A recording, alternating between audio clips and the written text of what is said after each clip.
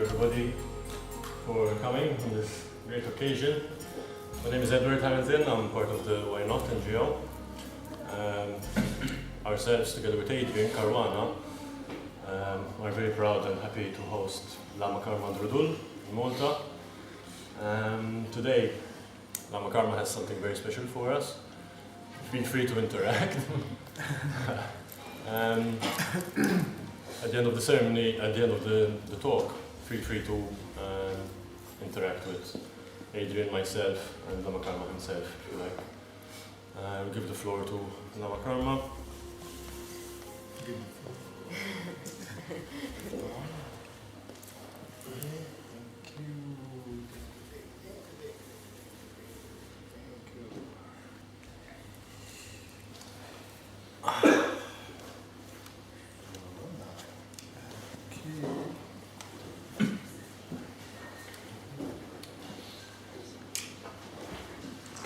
Flow. Got the flow.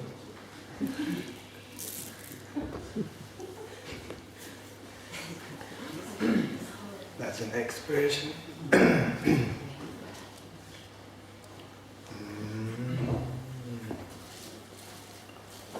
Bonjour. Or it walked.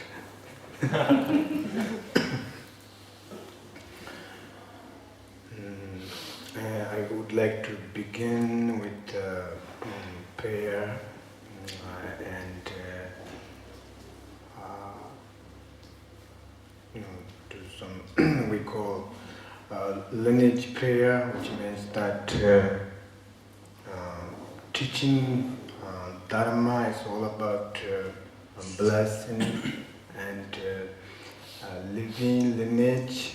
Therefore, I pray to my Guru and all the masters that carry the transmission all the way to Lord Buddha. So I would like to do the prayer and please be part of that prayer.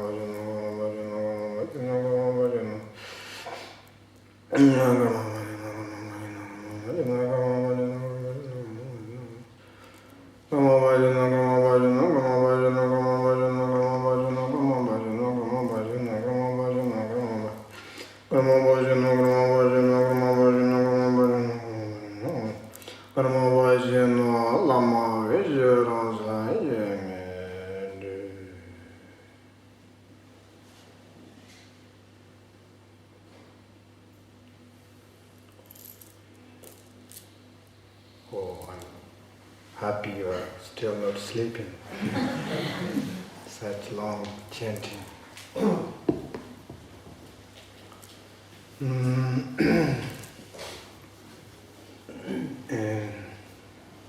And thanks so much.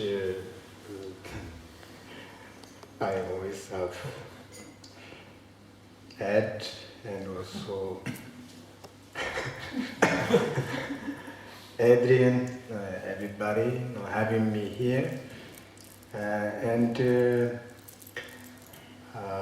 I'd just mentioned that maybe I have a special offer to you, but I doubt I can do that. But we all as a human being, and there's no any difference. Just have different cultural, different personality, different clothes. But other than that, we are really deep down in our heart. It is just absolutely same. Someone who deserves, happiness, and someone who deserves eradicate or get rid of all suffering. So that's in that sense, we are same people or same human being. Therefore, because of our innermost hope is same, that's why we have different culture, different religion, different spirituality, helps us to support mentally and physically and spiritually.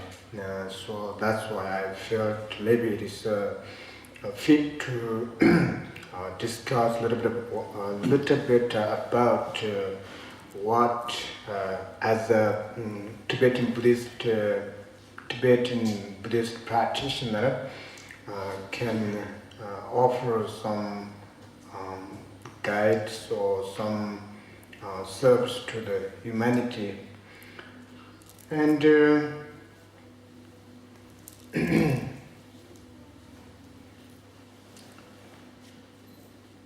I normally, start with my own background, and I think I already mentioned many times.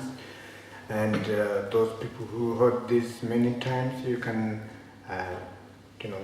take a nap or something. I don't know. But I do feel that in this one person, I do feel that I would like to share, how I, where I come from, and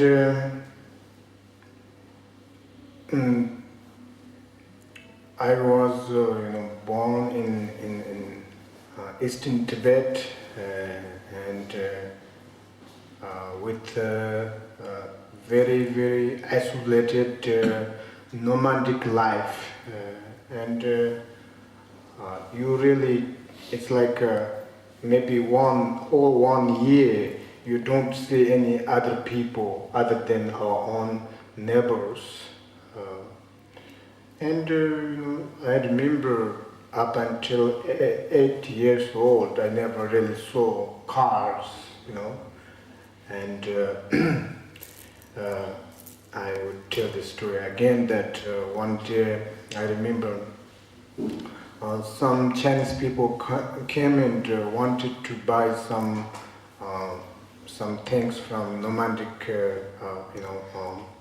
place, and we had some those materials that they wanted to buy, and so I heard my dad told me, the kids go and help them, bring those resources. And so we went down there because it wasn't a car, it was a motor truck or something, motorcycle truck. And so we went down and just gave to them. They gave money, and then all of a sudden we felt like much the noise was just we felt like something like cracking the earth or something, That's what they started the motorbike, and we all screaming, just running, and I remember my youngest brother, was with me, and I wanted to protect him, so I carried him and just running up the mountain. I felt, if I run up the mountain, I won't get hurt or something. So that's how our life was, so isolated, and of course the truck couldn't even reach to my village. How can they go up the mountain? So it was perfectly safe, but that's that first time I remember I saw the motor truck. And then we have 10 children, and we never had a house for a long time, and we had we call black tent, which is made from yaks here. It is made by my mom, and they always make thread, come together. Yeah, a lot of hard work to involve in order to make that tent. And then you have to sew up, etc. So we have 10 children, parents, everybody sleeping together in that tent. And that was the only space we have, like a bedroom, storage room, a showing room, everything, and we don't have bathroom, bathroom is outside, wherever you would like to go. It's open. And my dad never had a decent job, and we just taking care of the herds, and that was our source. And getting money was very, very hard, so we often daily, every day we have little hunger, and not so serious, but never really had a full stomach to eat, and especially as a shepherd, we didn't have enough cloth, crack in our hands, etc. But there was no sort of sad feeling or depression or anything like that. Something I actually learned when I came to America. Yep, I did. And I got depression myself. That's a joke. I hope it's a joke. You never know. Sometimes there's a secret you don't want to talk about. So let's don't go to that place. Pretend I'm a very happy person. So my mom and dad was very, very loving person, like all other Tibetan people.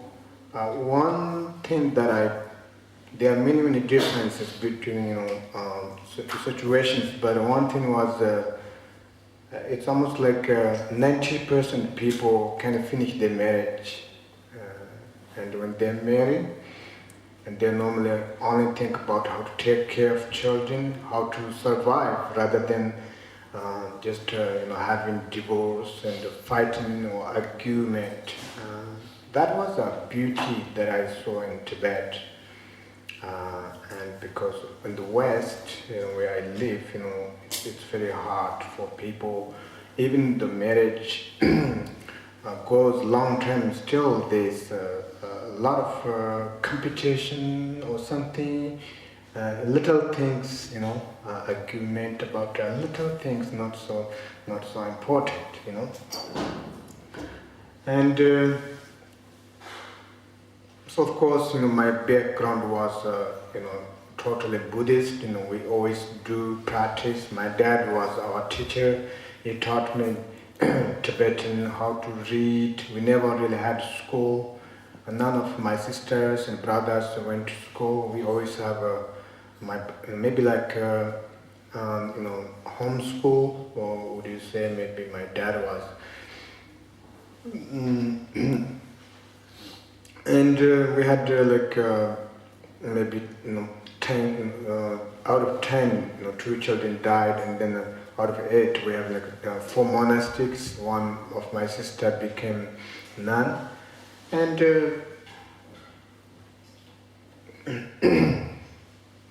my father was our teacher, and when he goes away, we just don't read, and when he comes back, we have the examination, and then he gets upset and he beats us up pretty good.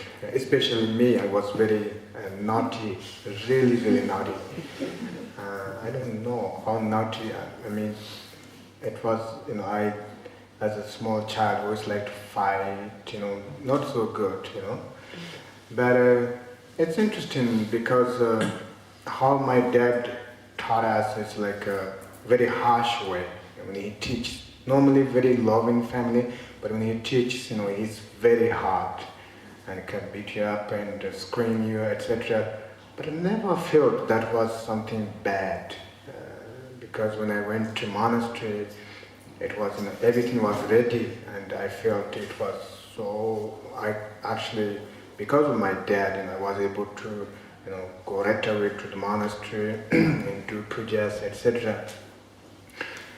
And so I'm not here to teach, talk about my life story, what's so important, but that is how my background was, and I think there's a point in this situation. I think 2 things. One is that this story actually tells that the happiness is not totally relying upon materials. It is something spiritual and inner environment, and mostly it comes from loving compassion and calmness. It is not really come from such great wealth or dignity or higher position. So that is one. The second thing is that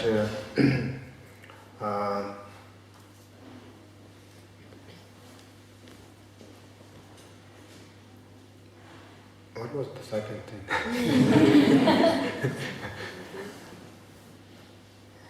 You see?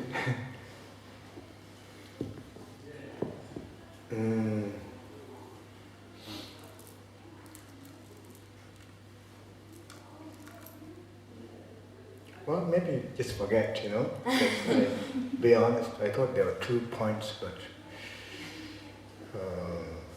second thing, there was second thing. Really, I did have, but we'll see, maybe later. So what I wanted to share is that, of course, today we go through a thorough explanation about meditation, sitting and walking meditation. But we must understand what Buddhism teach, and especially how we as an individual function as a practitioner. And the Buddhism history always has to begin with the noble country, India. India is the source of such spiritual and also, especially Buddhism came from India, from Buddha himself.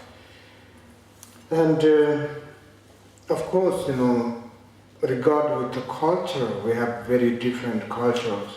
Some Asian countries, there's the difference gender. When you different,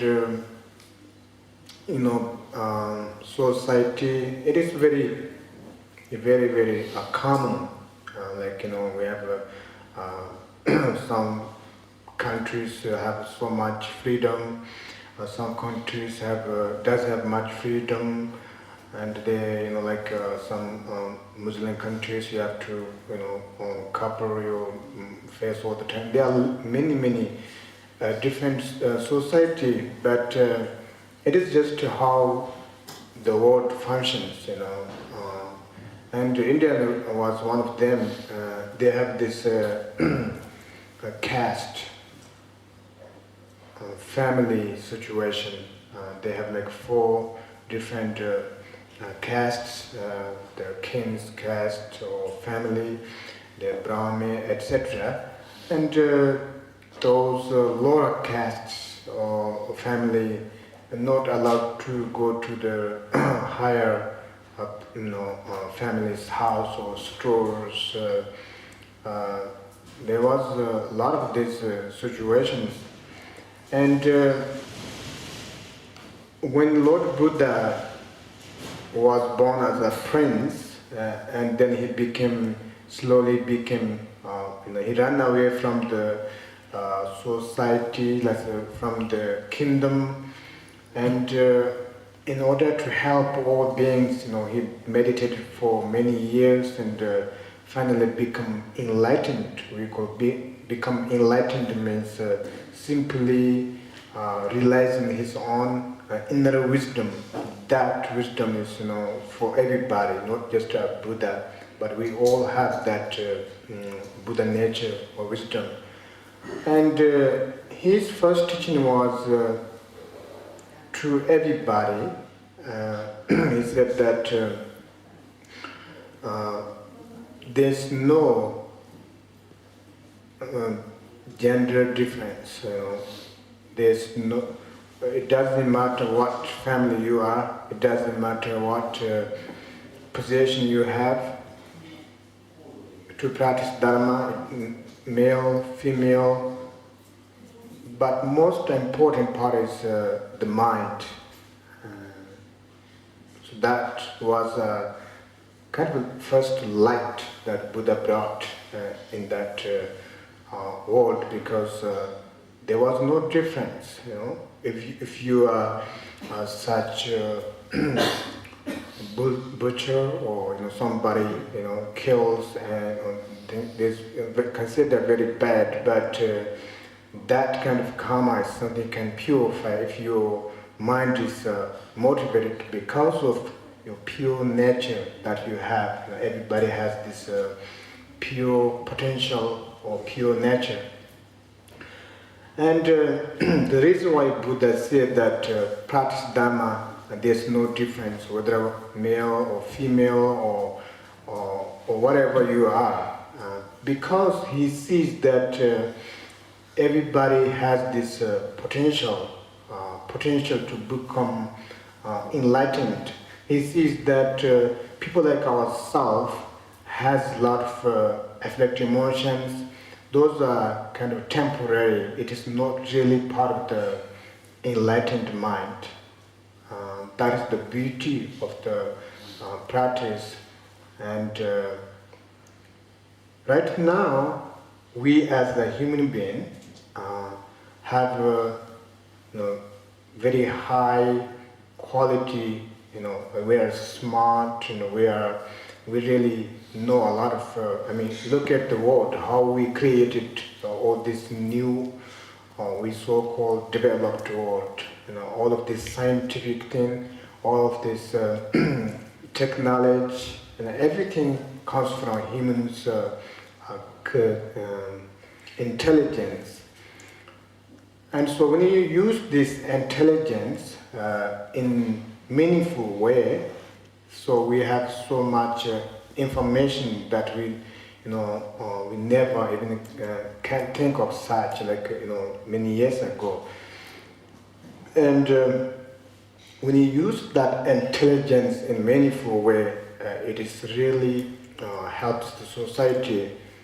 But on the other hand, the defects of this developed world is that because sometimes our intelligence goes a different direction, using, based on strong hatred or anger, then, it's a very devastating.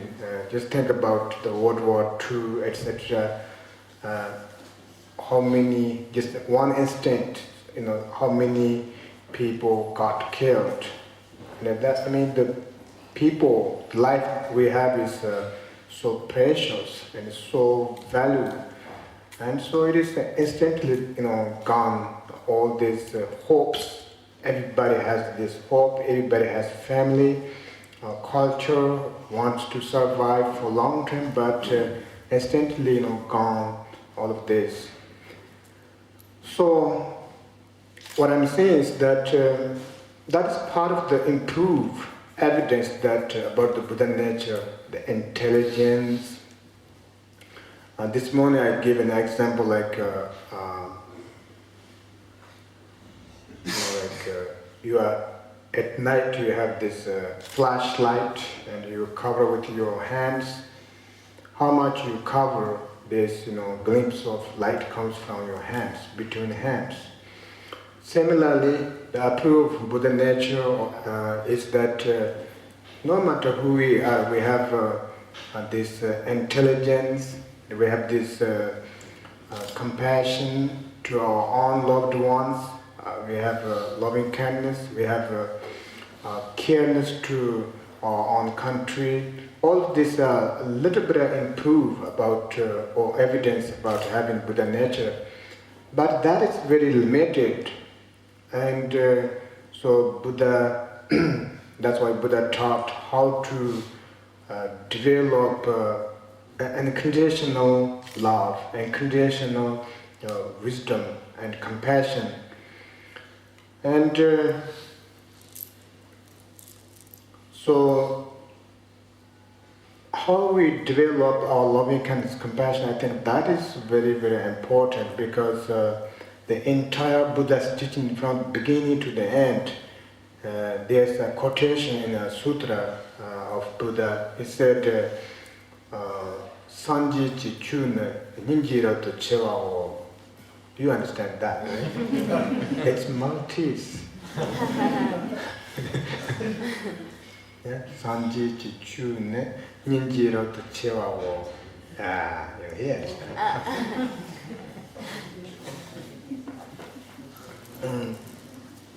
So Sanji,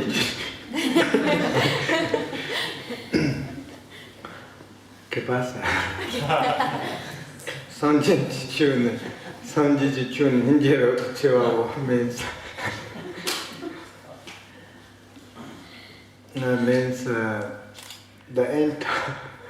the Buddha's teaching is all about compassion, from beginning to the end. And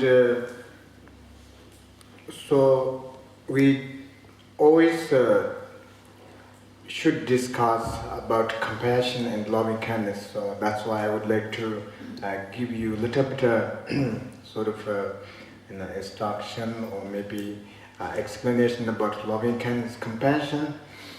And there's one Indian Pandita, a scholar, wrote a famous book known as Bodhicaya Avatara. It's translated as the way of Bodhisattva's action. Bodhisattva means it's a Sanskrit word. It means that someone totally focused on for the behalf of others. That is called Bodhisattva, Changchu Simba. So he mentioned, one of his quotations was, he said this way, Dewan Dejung Tum Perang Dewa Tataranjam. Once again, Mandip Dongwa Jenju, Dongwa Nila Embrajo, which means we all desire to achieve happiness. This is a very important quotation, I think, because I see a lot of important quotations from different religions. This morning I mentioned, yesterday I saw there's a quotation from a church. I think it's from Bible or something. And they put on the wall. It is said that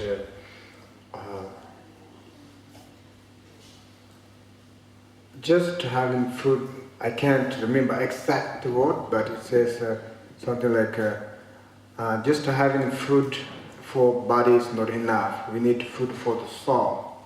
So that is something, the soul. You say soul is maybe spirit or something, but in Buddhism also, maybe it can be mind.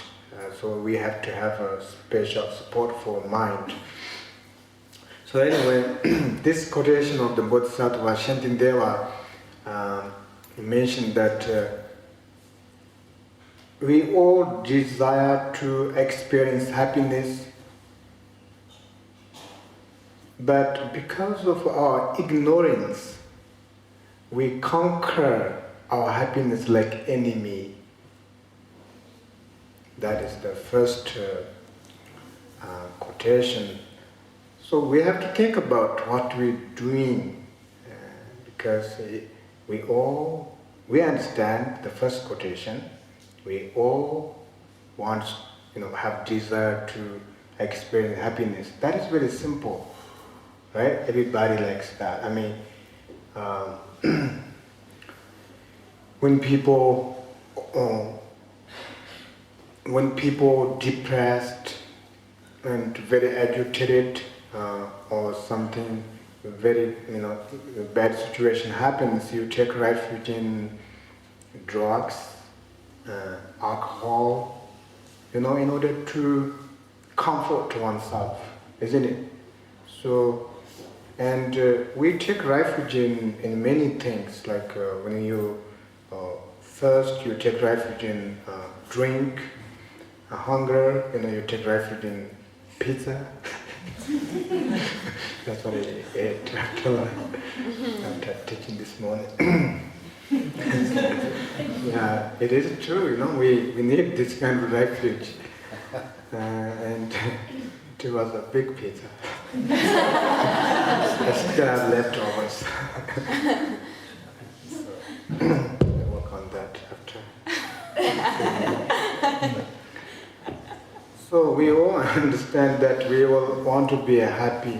That is very true. But then the second sentence is maybe it's a little bit hard, because it says, but we conquer our happiness and cause of happiness like an enemy. How do we do that? What we are doing? And that is, according to Buddhism, the cause of happiness is overcoming the afflictive emotions like desire, dissatisfaction, anger. They are actually, we call 6 poisons. I may mention that before. 6 poisons means that when you take poison, that takes our life. It is very serious. The 6 poisons that Buddha mentioned are the desire, anger, jealous, greedy, pride, and ignorance. Those are the source of all the sufferings. And in Buddhism, Buddha teaches there are 6 realms of samsara. Have you ever heard samsara? Samsara is a Sanskrit word that we are just circling. It's cyclic existence. We just go up, sometimes go down. We do something, some positive things, we go up a little bit, then go down, just circling in samsara, just circling. And so, because he said, even though we want to be happy, but we conquer our happiness like an enemy, which means that we totally overwhelmed by the afflictive emotions like anger, desire. It's almost like that is our life, isn't it? It's like, sometimes you are not angry, but you are maybe greedy or jealous. We constantly, struggling with these 6 poisons. And that is, what do they do? That is the cause of suffering, because each of them functions or creates we call negative karma. So that's why Shintideva mentioned, even though we want to experience a desire to experience happiness, but because of our ignorance, this is what happens. We conquer happiness like enemy. We're supposed not to follow, but we do that. Then second stanza, what does stanza mean? Like one sentence stanza? Huh? Okay, stanza. Then second and third and fourth stanza says, it says, what we don't like is suffering, but we are always, it says, like painfully chasing the cause of suffering, which means we always follow our discursive thoughts. Get angry, we chase that. But that's very interesting, because when we get angry, we think about what's the cause. It can be really, if you examine that, it can be, laughable. Because sometimes, if one person says something that you don't like, excuse me, pizza is coming.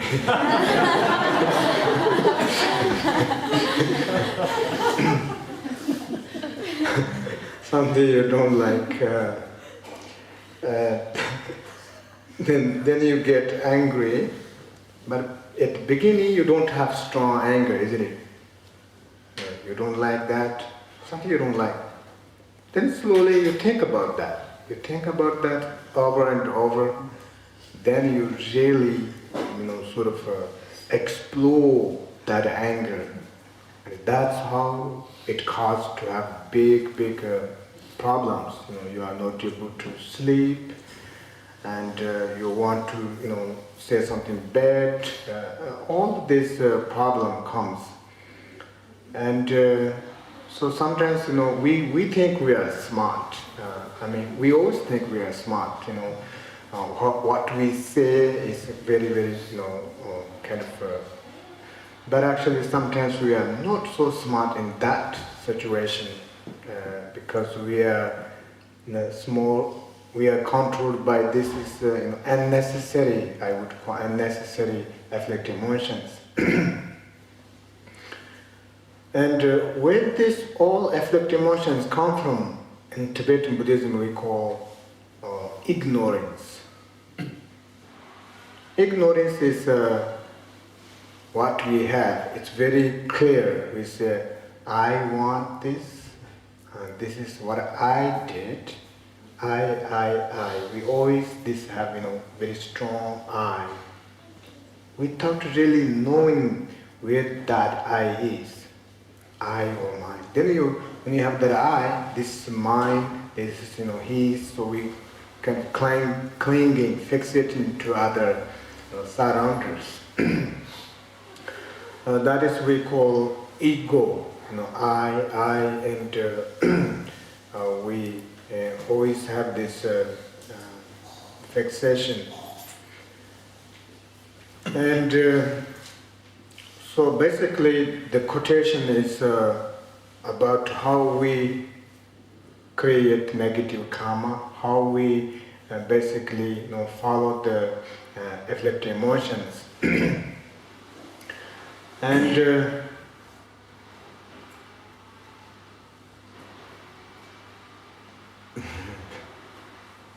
he mentioned a special offer. So my special offer is slowly.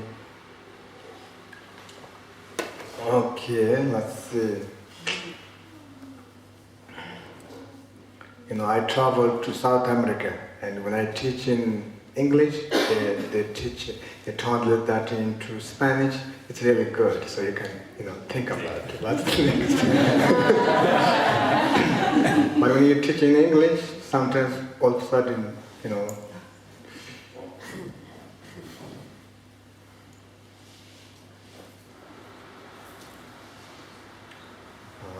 it, so I reorganize, okay?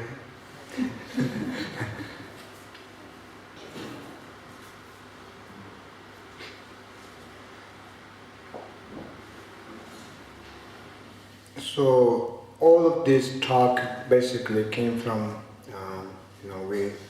loving kindness and compassion, and loving kindness, compassion is medicine for us. It is not just something, a beauty of life, but it is very, very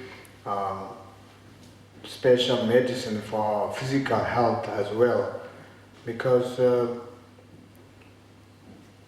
when you get upset, especially anger, it takes so much energy from you. Not only that, as you know, scientifically, it grows a lot of damaged neurons in our brain and produce negative brain cells, and also loses our memory. All of this basically came from very wild action and wild afflicting emotions.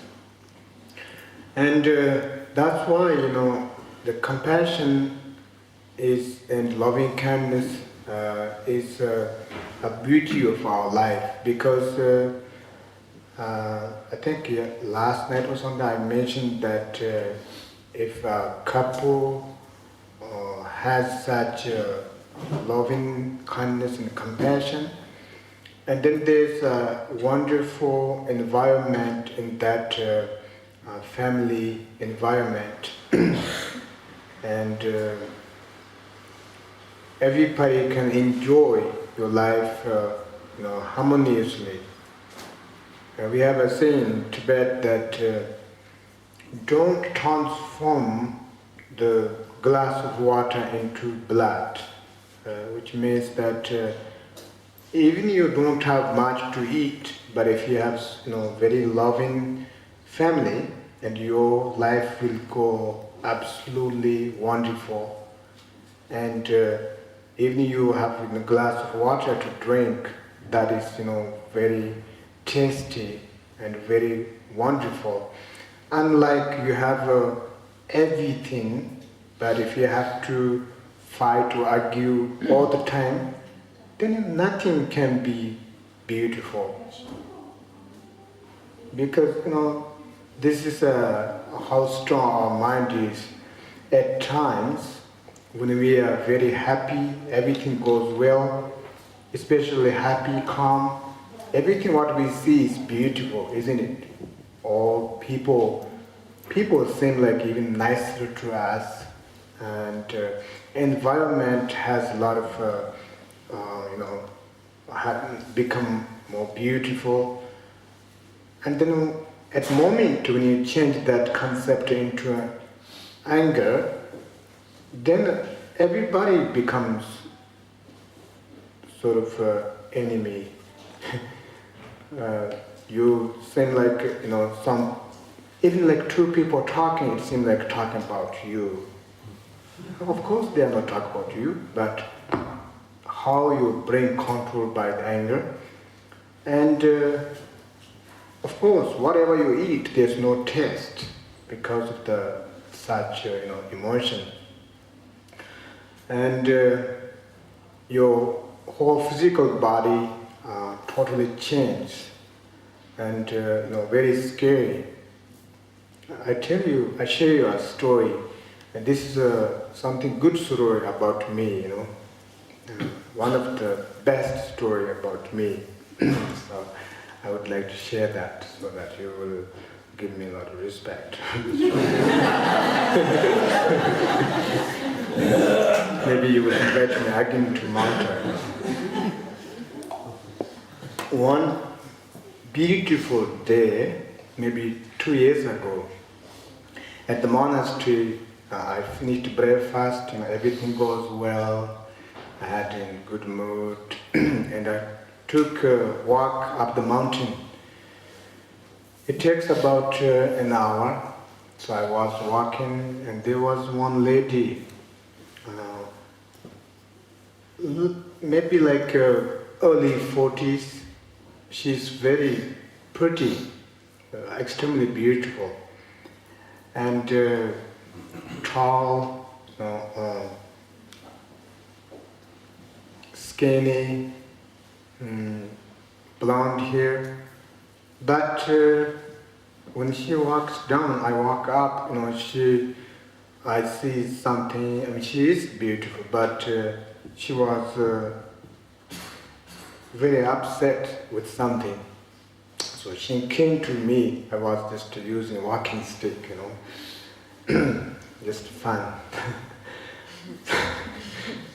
And then she almost, how do you say, throw the saliva on me, something like that, and spit. Yeah, thank you. Yeah, throw.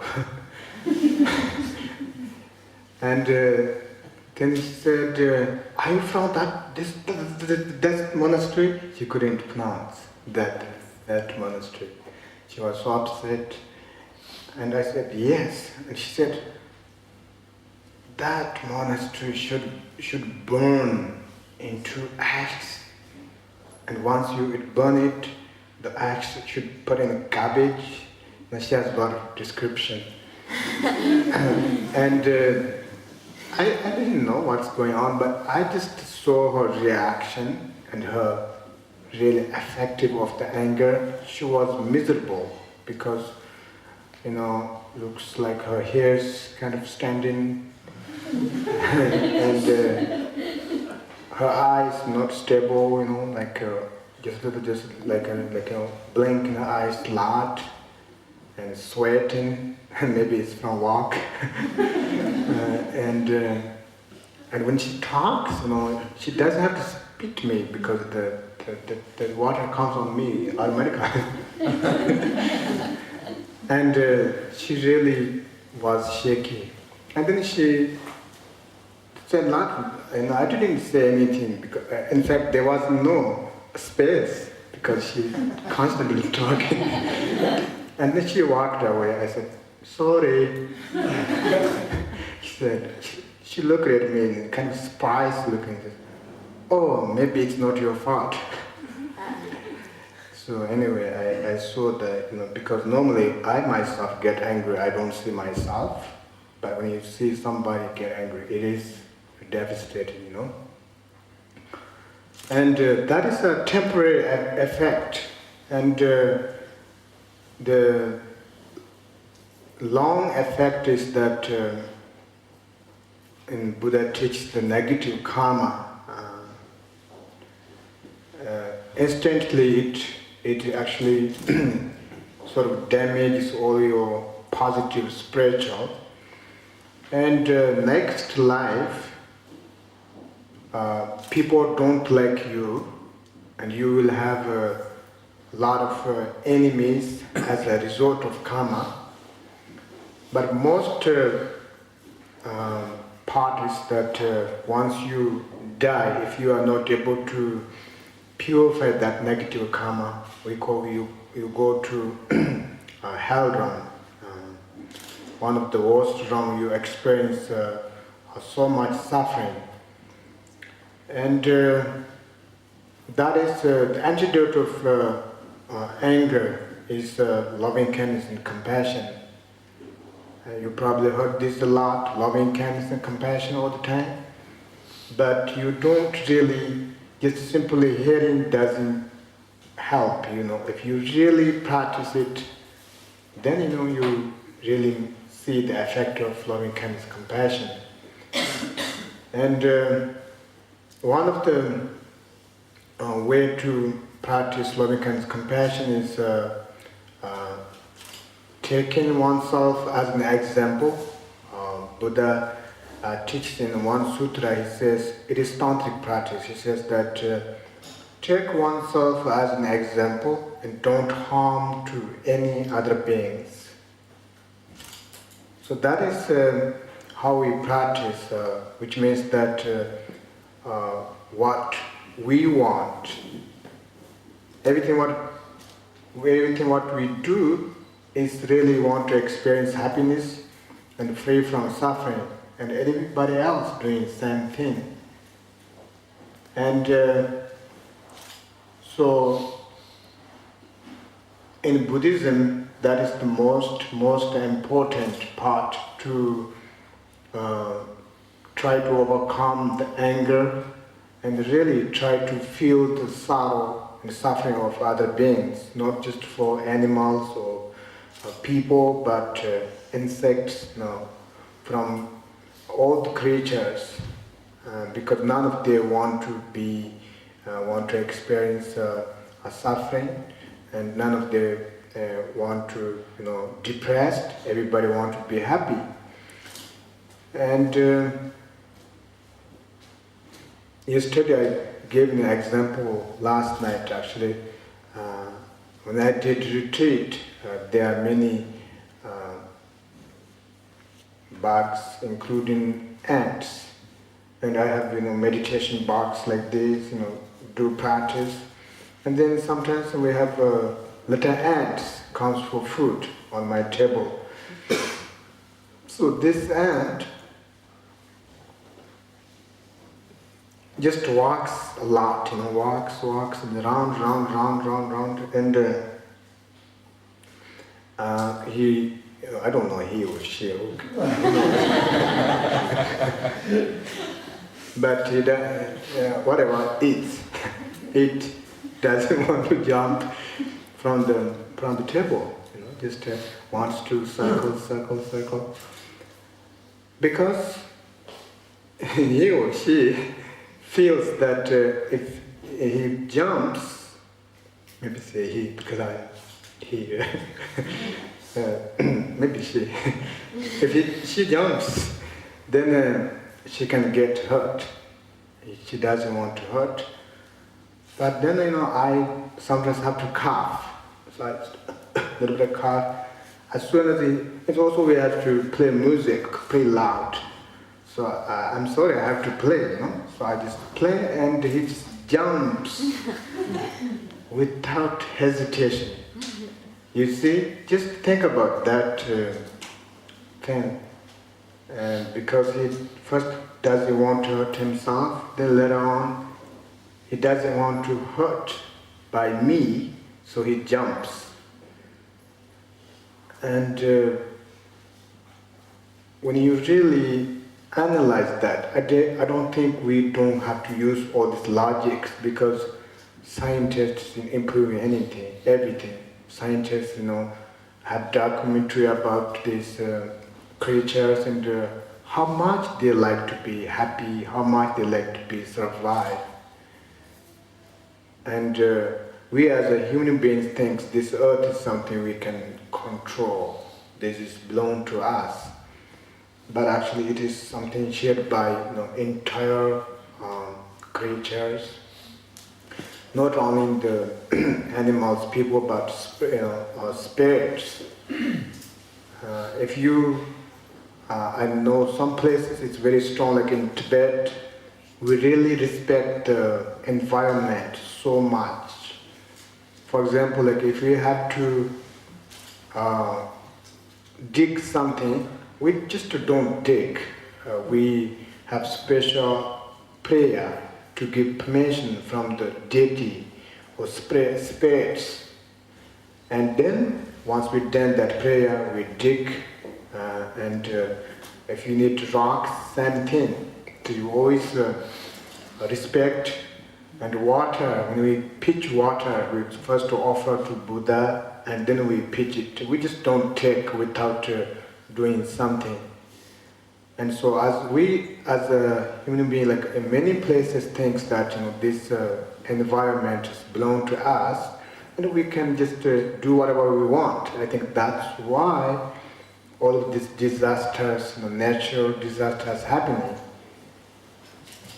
Because we don't really see, but for example, like His Holiness Kamapa, who's the head of the lineage, feels that we damage so much for the planet that all the spirits on planet upset. Sometimes they bring these disasters, and he produced some protection for people to wear. This is what I'm wearing. If you look at this one, it's a kind of like this shape, because the earth, human being and the earth connection, the Mother Earth.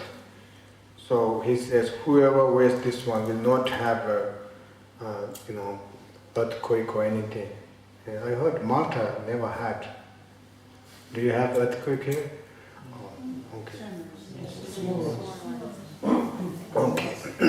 Anyway, so I think that is why I go to, one side to another subject, like environment, because that is also has to do with love. You really have love to everybody, and you respect, and you don't damage out of desire, because we as one of the worst suffering, or let's say worst emotion is dissatisfaction. That is our problem. Let's think about dissatisfaction. I think that is very important to understand, because when you go to groceries, or not grocery, why I say grocery all the time, when you go to mall, you see a beautiful shirt, really, really nice, because they know how to market, so everything they put very well. It looks really good.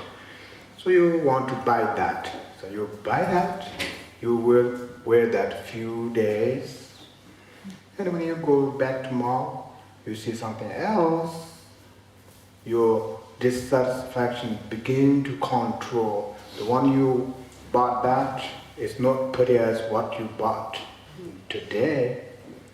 That's why our closet is totally full.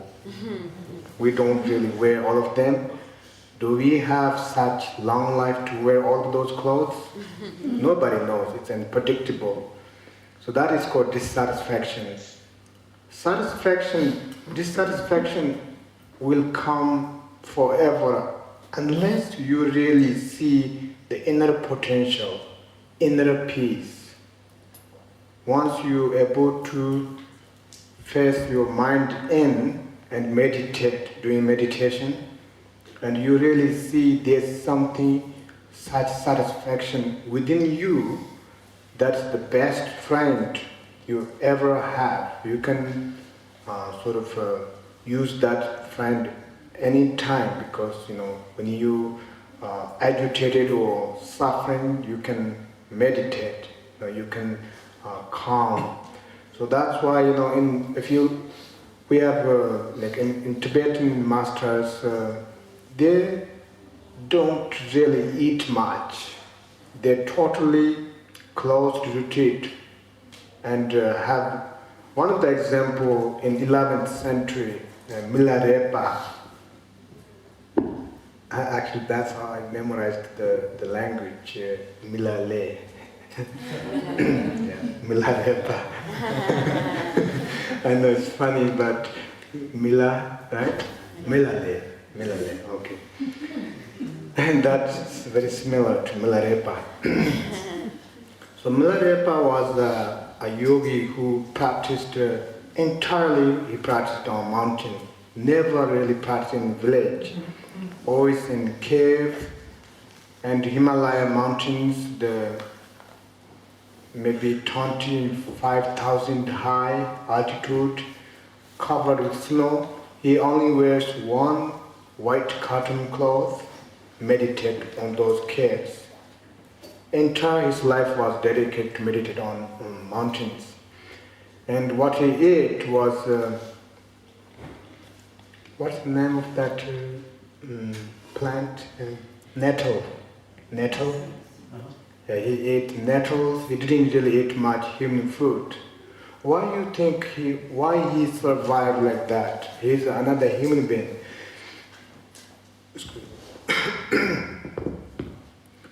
This is because of inner strength, meditation. And the lineage, that prayer that I chanted, before we start, was composed by one Tibetan master. He also practiced in an island for 18 years without food. Basically, he mentioned that his food was meditation, not external food that we eat and goes.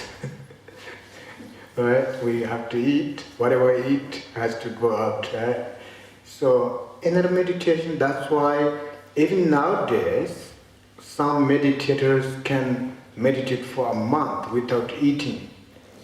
When really mastered meditation, what do you think, what's going on there? Just check it out, I don't really know, but I totally believe that if you do meditation correctly, you can achieve that level, which means that you don't, what you see outside with so-called pleasure, you see something like skin, not the essence on something skin. Everything what we did before was so, what's a nice word? So funny, or maybe I changed my mind, because if I use that word, maybe you guys will give me a look, So meaningless. It's just fine. Superficial. So I know the word, but I couldn't use it. So a little bit stupid. Oops. Oh yeah, not so good. But actually, it is true, my small experience of meditation also has some same feeling, because I used to like to praise by people. I look, like people say you good, I take seriously. But then later on, I felt those are just totally, another word comes, and backfire.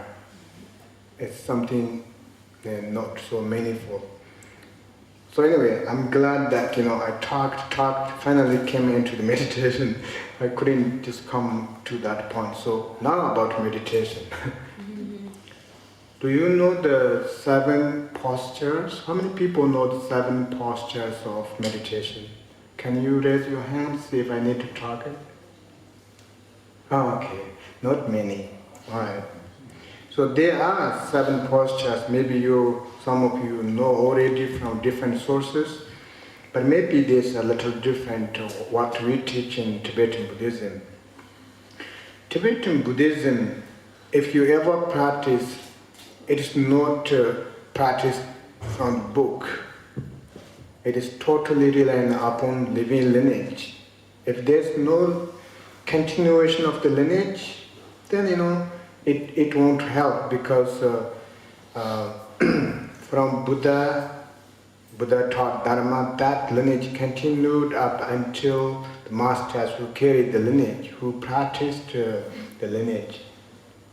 So that is very important. For example, like if you practice certain sadhana, like Chinese practice is very special and everybody can practice, but some sadhanas you have to receive three lineages, reading, transmission, instruction, and empowerment. So it is all about lineage. You have to guide it by master and disciple. The close lineage is very, very important. So I first would like to teach the 7 postures of Buddha Virojana. One of the Buddha sits in that posture, and physical posture is considered very, very important for meditation. Not only for meditation, but this is perfect healing method for physical healing. Because a lot of us, all channels, winds goes wrong way, channels not straight, blood doesn't flow through thoroughly. It's because of our physical how we sit. We sometimes kind of leaning like this. Sometimes we sit whatever we like. So that's why physical posture is very, very important for physical condition. Not only meditation, and of course it is particularly important for meditation. So I show you the 7 postures, and okay, it's a little bit hard for me to do it. So like this, the first posture is this one. It's called Vajra posture. First you put this on your thigh, second you put this one here.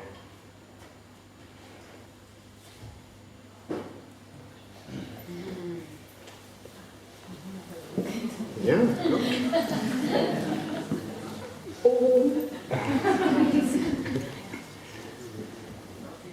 And this is called Vajra posture, the first step of the meditation. Meditation is not that simple, I tell you, because our daily job is not simple at all, right? It's because for our life, but meditation is for long term.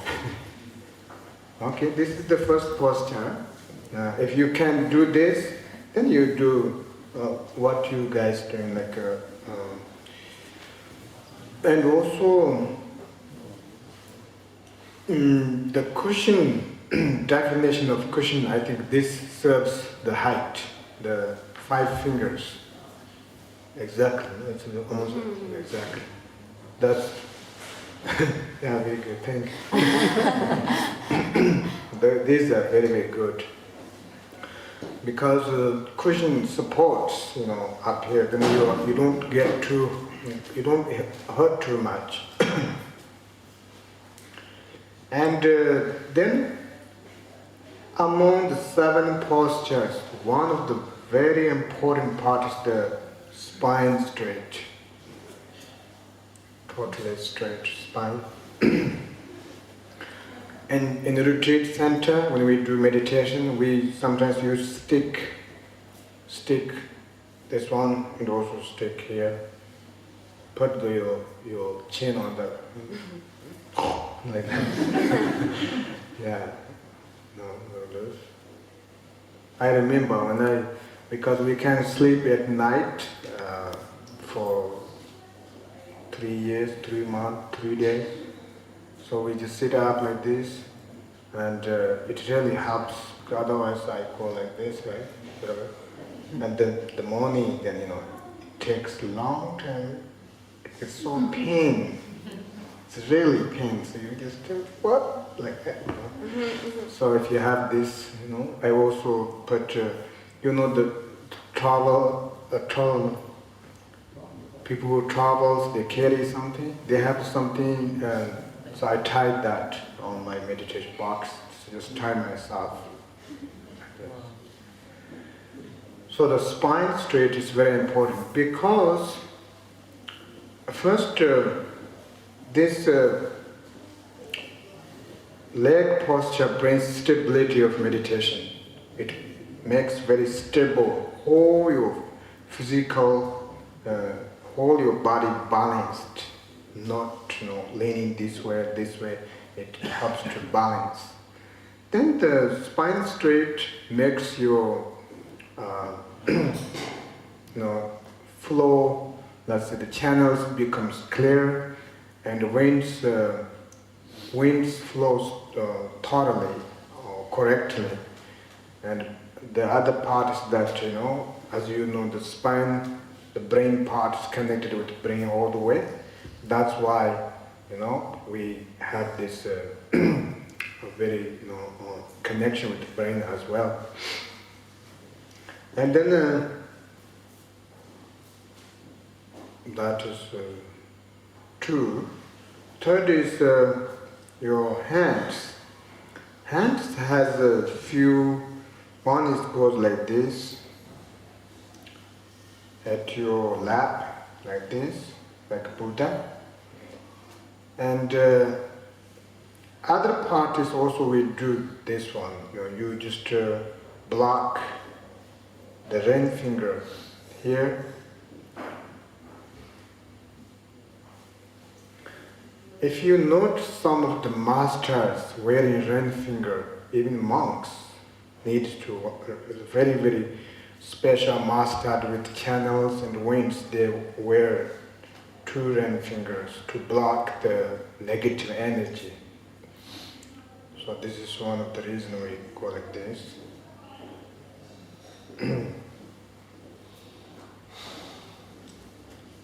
And then when you do like this, you have to make sure this armpit is open, not closed, because this is where laziness comes. I tell you, just to test it. When you do like this, there's a laziness spot. It makes you very warm and you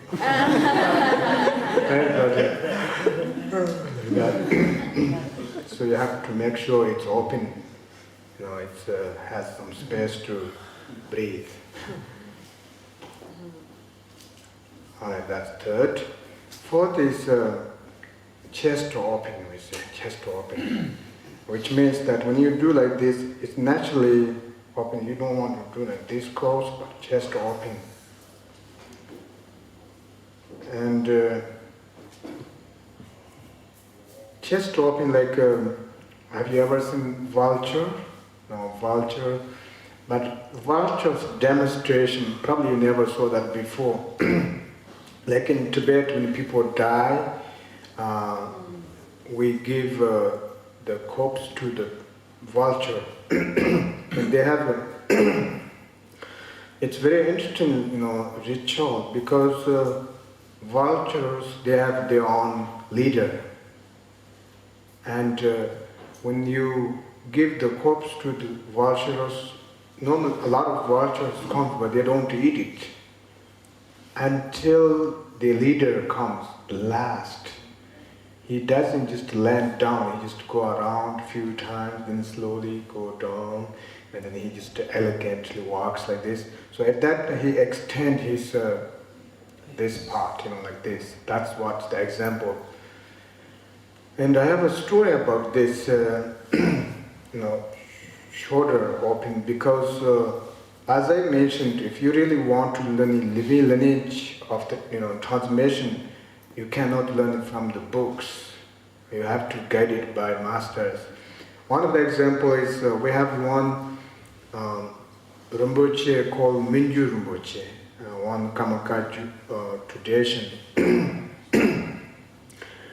And he's younger than me, and now he's on the mountains. He will meditate on the mountains for 3 years. That was his promise. Nobody knows where he went, but he was gone to the Himalaya mountains, you know, meditate like Milarepa. So he's the example of how great meditator can be, because scientists asked His Holiness Dalai Lama to send one of the good meditator, because they want to examine what's the difference between ordinary people and meditators. So he sent this young Tuku, or Minju Rinpoche. And I think you can find this on YouTube as well. I saw somewhere on YouTube, but I know the story. He composed a book called Joy of Life. And when they check his brain capacity, they're just totally amazed. How can a person have such capacity? That was the result of meditation. And he told me a story that one time he was in San Francisco somewhere. In the morning he took a walk, and there are some people, you know, like a lot of Chinese people there doing the Tai Chi, you know, like this. Then one guy was doing like this, you know, like this.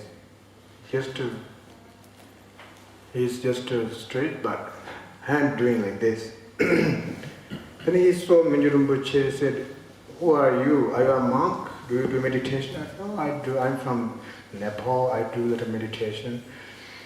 And he said, I like all those postures, but I just don't like the one posture is called extend your arms, shoulders like vulture's wing. Instead of doing like this, he was just doing like this. He says, what a distraction for meditation, So that is one of the example that you can make mistake, if you only follow the book. Yeah. I didn't know that story can be that long.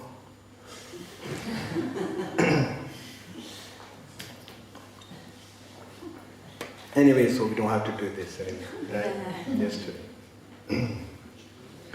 That's the fourth position. Then the fifth is the neck.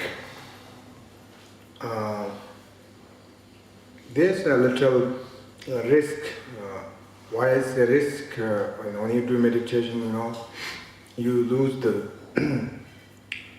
You may experience something happy or something, then you just, most people leaning over. So that's why it is suggested slightly bend, your neck slightly bend.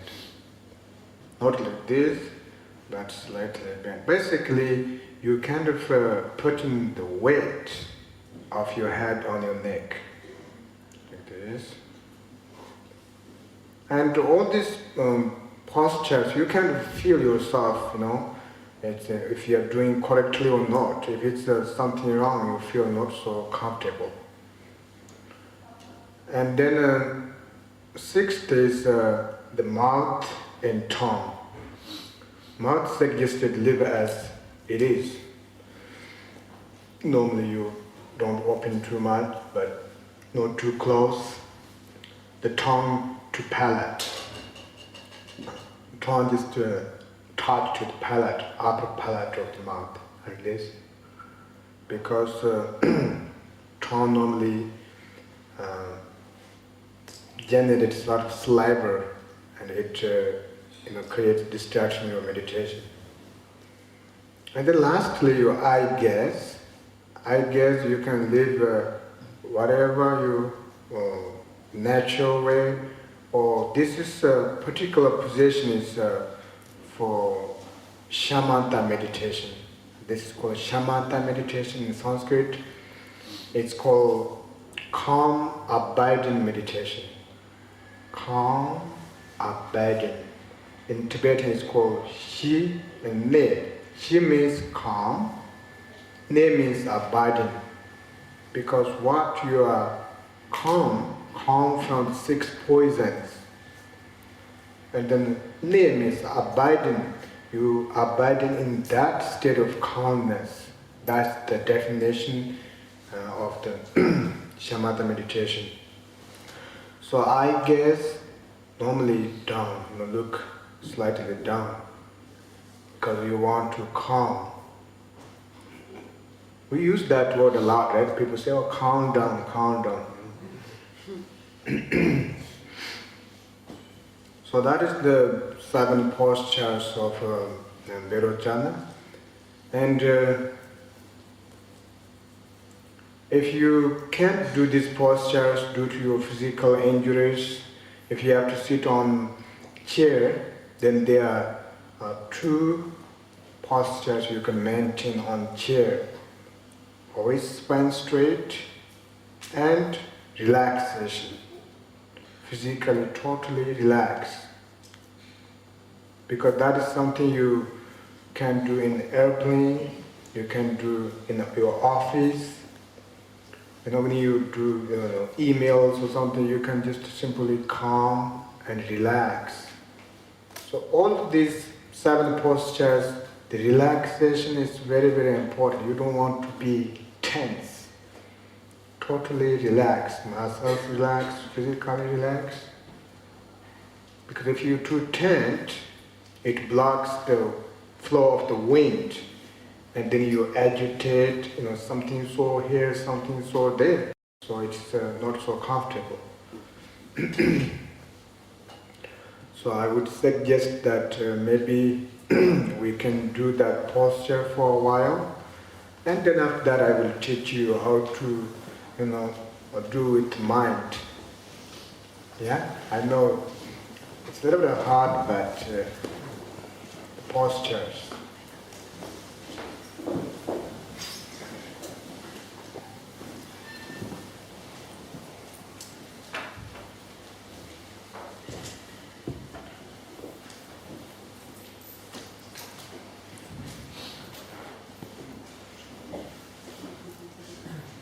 I do the simple part.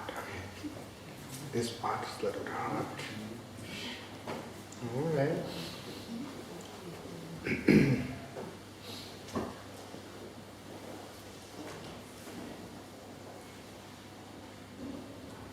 You can also close your eye if you prefer.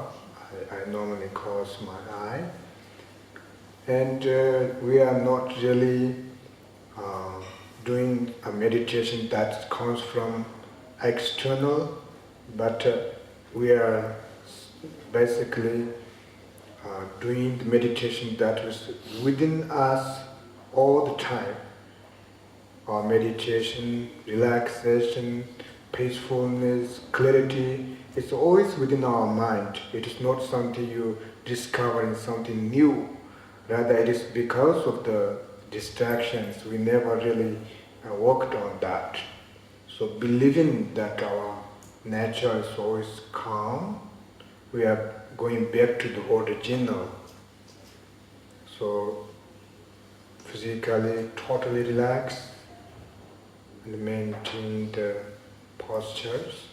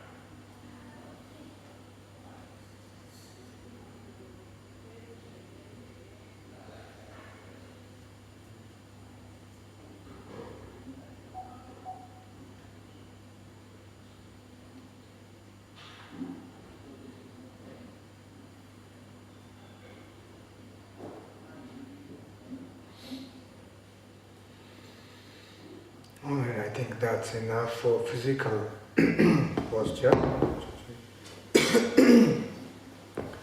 And now, when you do that, sometimes because of your wonderful, correct physical posture, your mind calms.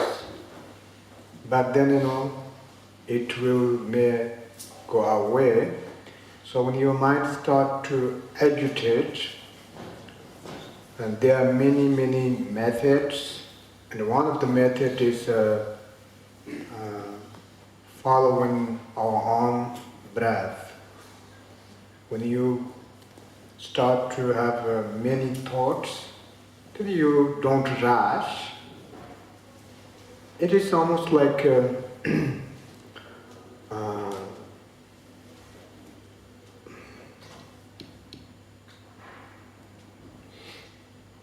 it's almost like catching a wild horse. because we always have a lot of wild horses, we ride wild horses. If you try to agitate that wild horse, it's already wild, it makes it really worse. It's very, very hard to catch. On the other hand, we just be very gentle and, seem like you're doing nothing, but then you are using lasso. Lasso? Lasso in Tibetan also means yes. And generally, we also call it crazy monkey mind, right? Crazy monkey. For example, if you have a monkey in your house,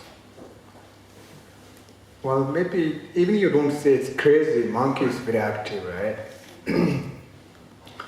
Maybe you have some food for the monkey. If monkey is mindful, he can eat that fruit or food, then he can enjoy just sleep instead of jumping around and just totally active and make himself tired. That's what we're doing. We have to active our mind, of course.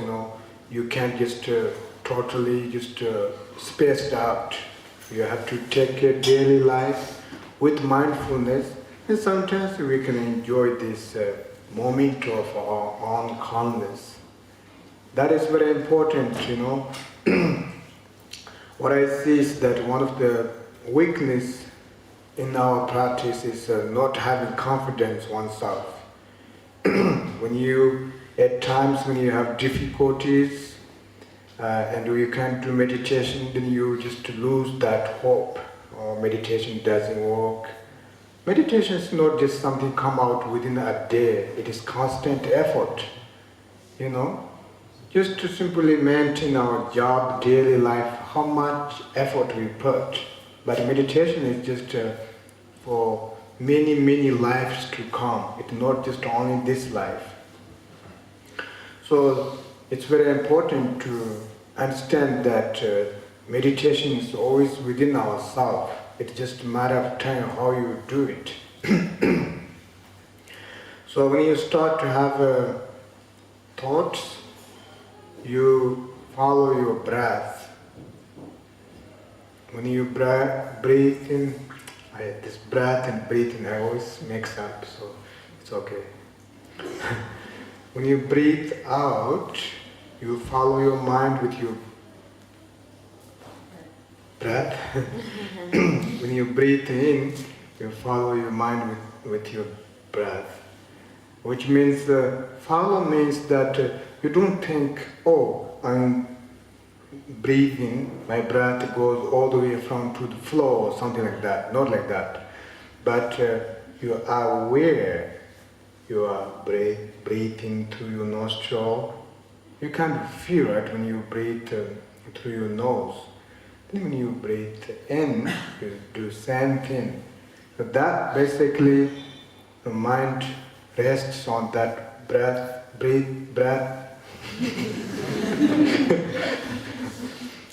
Breath exercise. Breath exercise or? Yeah. Maybe nothing to laugh about that. Breath exercise. So we do 21 times. My master teaches me meditation closely, and he doesn't want me to do too long, just like 21 times as a beginner. And then you break, or just or calm. So do many times and short times as a beginner, and slowly you can extend more and more. So when you follow your breath, you just be natural. You don't think about I have to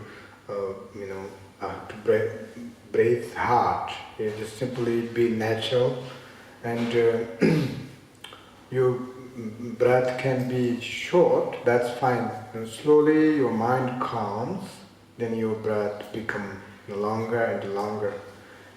And it is very interesting because when you can do very good meditation, you almost don't need to breathe for a long time, isn't it? You're totally calm and you don't sense that you breathe much. It is because of the mental power. And also some meditators, when they do really good meditation, they are able to hold the breath and walk on the mountain without, breathe in and out. So it is all, mental effort or meditation effort. But just keeping or following your breath with following your mind with your breath. That is the first technique. I wouldn't say first, but one of the technique. And then other part is that sometimes, when you focus these things, sometimes may agitate your mind. And you simply aware your thoughts. That is one of the examples. It's called meditation without support. Meditation with support is breath. Also flower you can put here. Just look at the flower. Don't think about the color of the flower. Simply aware. If you have this kind of meditation support, if you look very strongly, then your eye becomes, not so clear, and it's too much concentration. So when you use this kind of support, you don't want to think about this is yellow, nice, where did we get, etc. Simply you use this as an object, simply aware. Aware is very special terminology for that. You just simply aware. Mind aware, not your eye aware. Eye doesn't have consciousness, isn't it? Eye doesn't have any. Until your mind comes, eye doesn't have any consciousness. Why? Because when you listen music, you see a lot of things. You don't really, remember what you saw because you are so intensely focused on your music, sound. Anyway,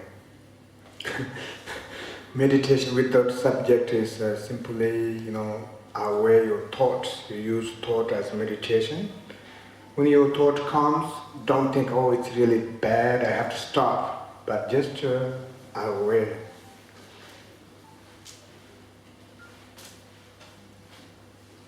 Sometimes when you don't have many thoughts, we exercise with thoughts. You just think about something. Think about something. And then when you think, thought comes, you just are aware of that thought. Do I make any sense? Okay. Right. So those are some techniques.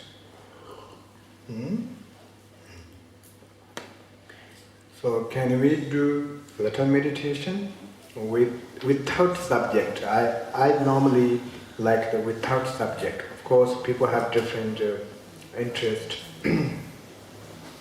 So we simply maintain the physical posture, and then we just are aware. We just sit, and when thought comes, you are aware thoughts.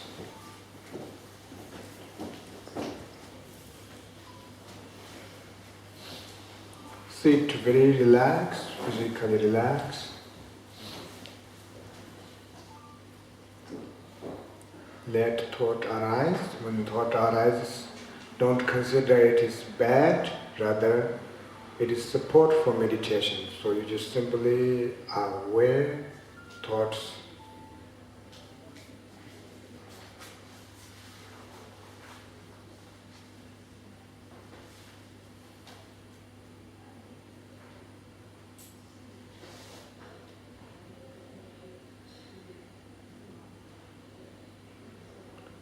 It's almost like you are standing in a traffic place and you're just watching the traffic moving rather than you're carried by the traffic.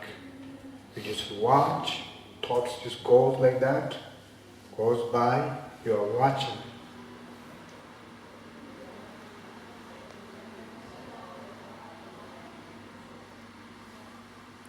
Every time when you have thought, and when thought dissolves, it brings more clarity, calmness in your mind.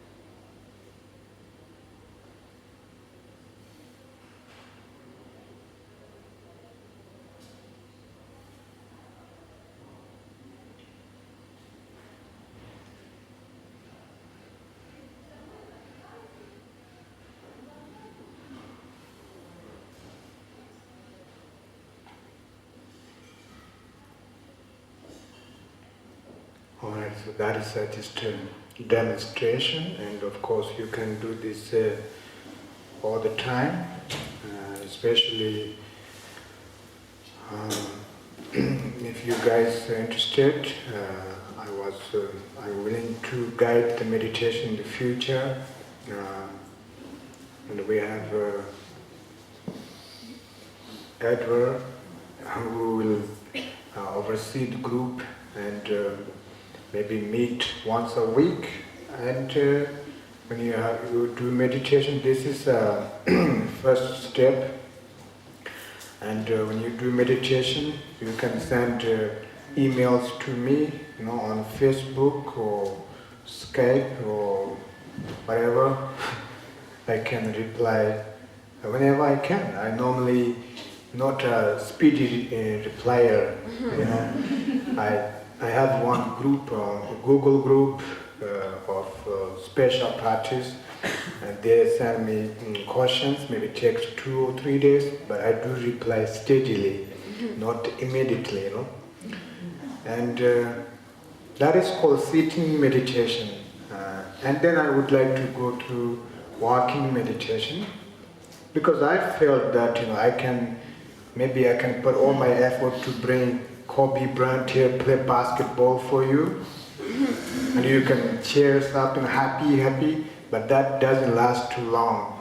If I can bring, honestly, a little bit of methods for you to calm your mind and be happy in your life, I feel that is priceless. If someone can give like that, because nowadays everybody, all the world leaders says that we need peace in the world. Talking doesn't work, you have to act. So I think we are people basically communicating each other, and we are doing that. Because if you have one person can generate such a peace and calmness, I think that is the best way to serve the humanity, because people are going through tremendous suffering and they need help. How much we think we are independent. We always totally dependent upon people. what we eat, who made those food, people, what we wear. Everything comes from people. We are not really independent. So just think about how wonderful that people support us. All these sources come from people. And in fact, ourselves come from people. So I think those are very important to understand, and I'm learning as well, And so now I may go through the walking meditation. Walking meditation is when Buddhist monks during the time of Buddha, even they do now in Theravada tradition or other Zen tradition, that they go through the village. If maybe you saw that monks carrying begging bowls and don't look around and walking straight. Excuse me. Is burps considered bad here? No? Okay. Because in Tibet it means, you are full. Full, stomach full, so you have to do that. And just I remember one of my neighbor, grandma, she does all the time. I thought, oh, can you do that again, please? We felt, she's totally full stomach, So anyway. And that is not walking meditation. So walking meditation, the hand posture is like this. You hold hands like this. Let's see if I do it. Okay, this is more like Indian kings play, seats like this, right? Let's see, I don't drop anything. So I have to display it. Okay. So I walk from here. If I walk here. So one thing is that you would like to make sure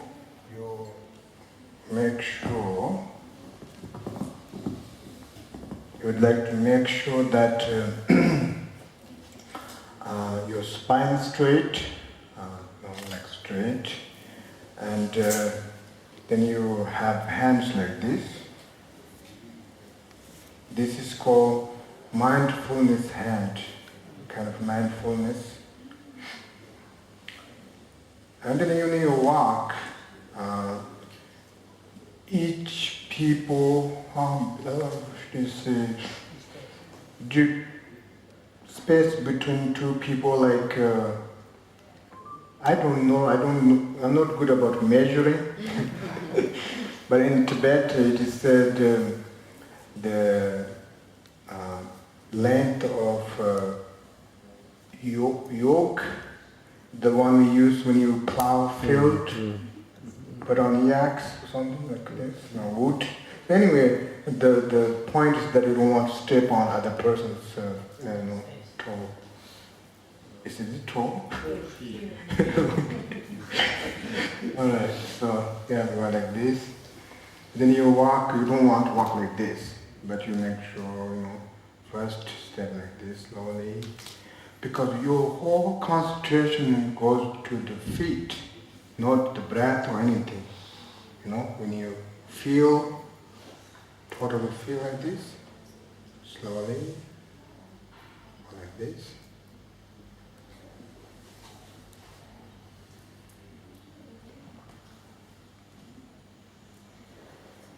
No, let's go. Go back. Anyway, that's we call walking meditation. And sometimes when you take walk, actually it's very, very important to do that, And then of course there's meditation on sound, appearances, the form, sound, taste, feeling, smell, and everything, So that's why in our life, sometimes you can do this meditation whatever you do. And one of the, I think, important part is the sound and the form. Normally, some people very, very sensitive with sound. When you hear noises, you don't like to hear any noise. But it's very interesting how our mind decides. But you really don't mind to have loud music. That is sound, isn't it? But mind decides the music is something good. You think it's really good too. So you just, rap music or other very loud music, you listen. But when you don't listen, you hear a sound, then you agitate. So it is actually very, very interesting, because when you do sound meditation, whether somebody yells you or somebody, chats, meaningless chat, whatever it does, it just, as soon as you hear the sound, just like you are hearing now, I say one word, disappears into, vanish into emptiness, isn't it? It doesn't really, make much sense. So it's like, that is sometimes, when you hear sounds, you use that as an object. You simply aware sound. Loudest city, you can practice meditation perfectly if you can focus on that. The same thing with taste, rather than just judge this is good or bad, you simply aware that taste.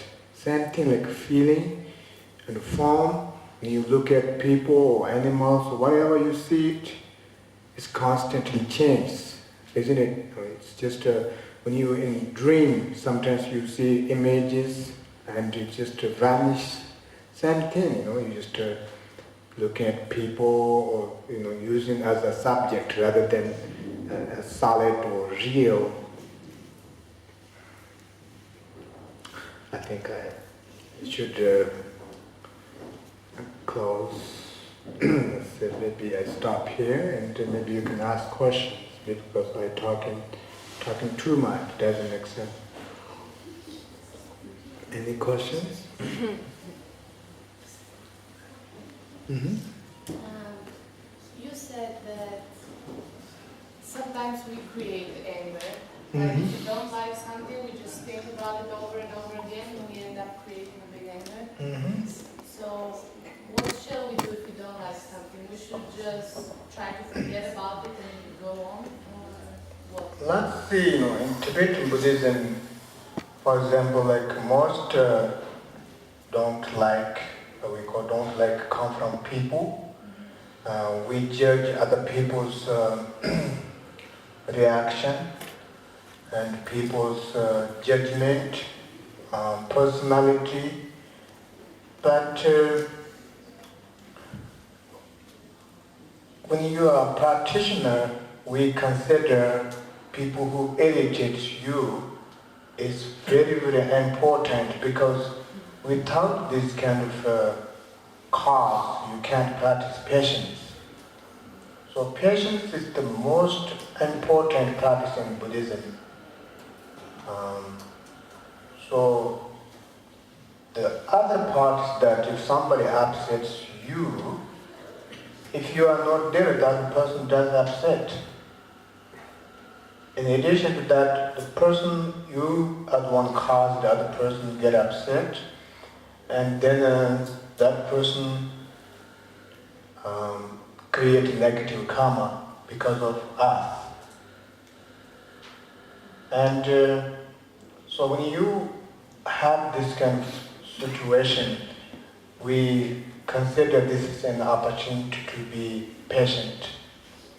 There's a quotation by Shantideva, the same Bodhisattva. He said that this is an example that if, for example, if the entire planet is covered with thorns, and if you want to save or protect that thorn with something cover on it, skin or whatever, wood or something, it's very hard to find. On the other hand, if you protect your foot, feet or foot, whatever.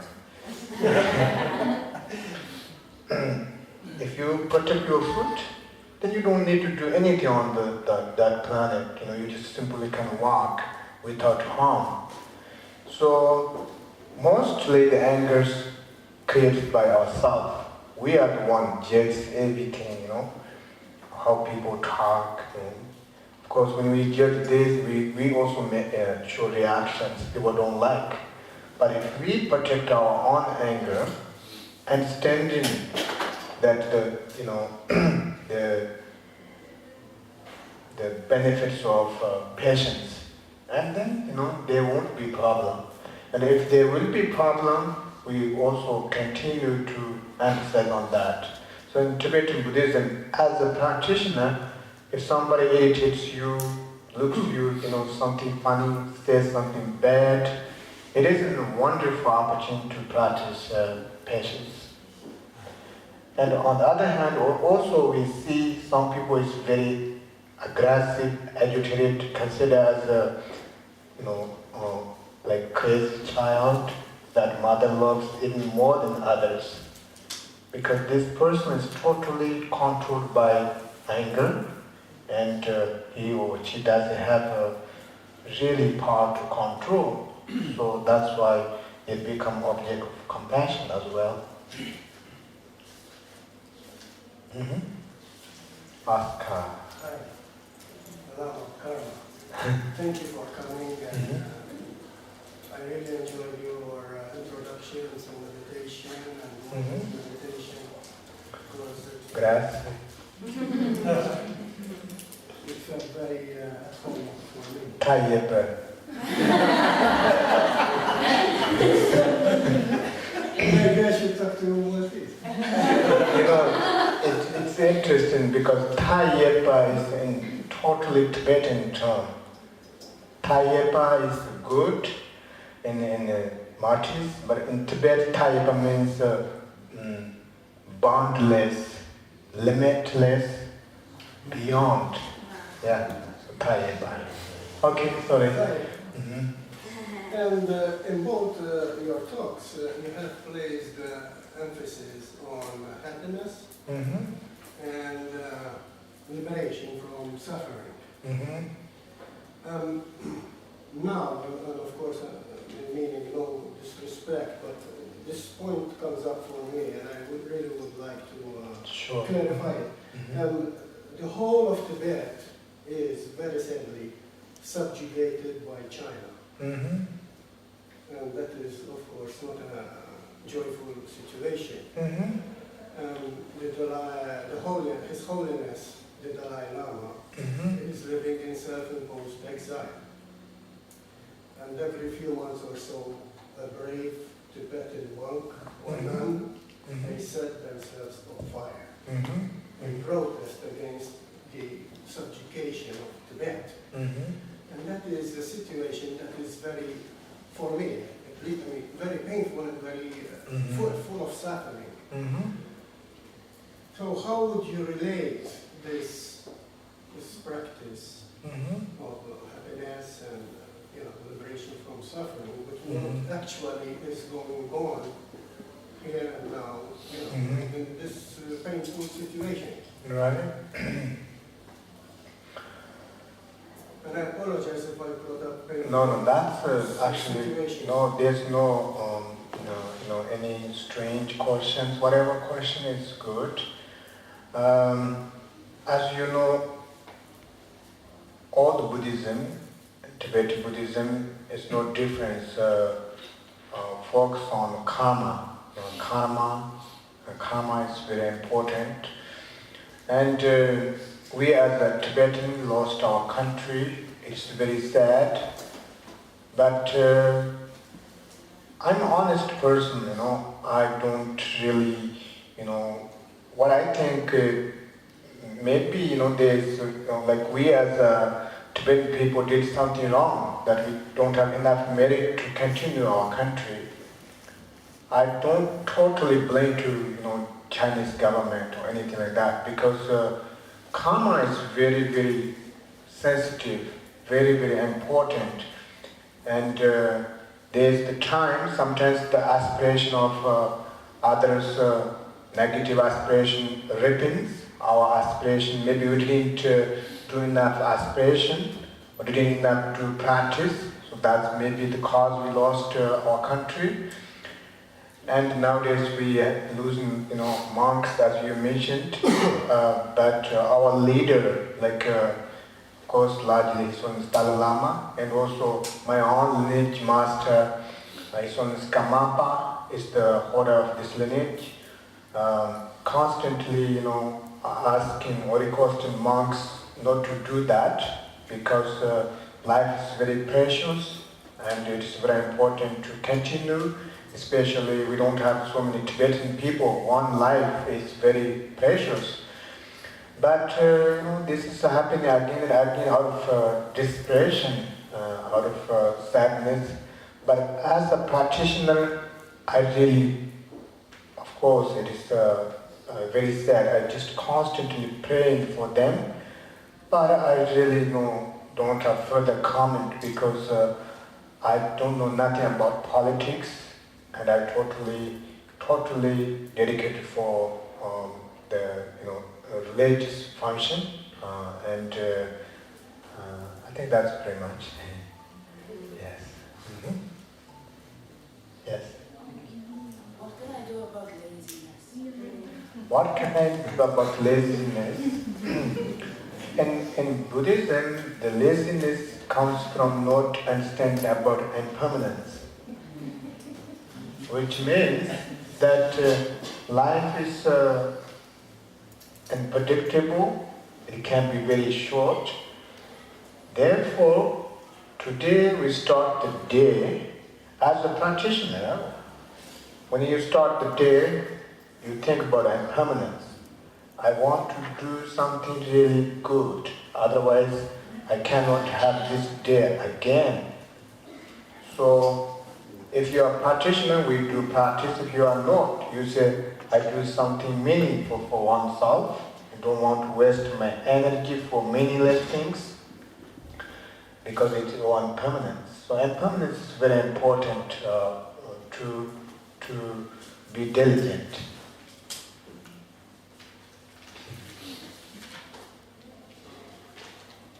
Mm-hmm. Yes.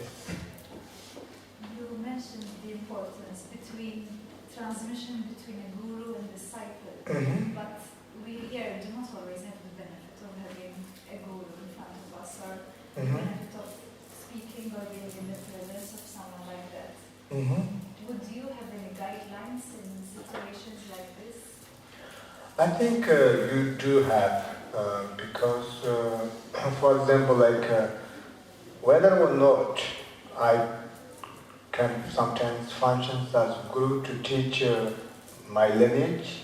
Let's say Tibetan, in Tibetan we have 4 lineages. I'm one of the lineage, and I teach. I give homework to students. I also travel to South America. I don't go to South America every year. Like every month or something. I only go once a year. I go there. I give them one homework. For example, like right now I am giving you guys, if you are interested, giving the practice of shamatha meditation that we went through. It is not something you can do few days and then you want to do next one. Not like that. You want to keep doing this shamatha meditation for a year. And then, as I mentioned, I will come back to teach more next stage. And also we have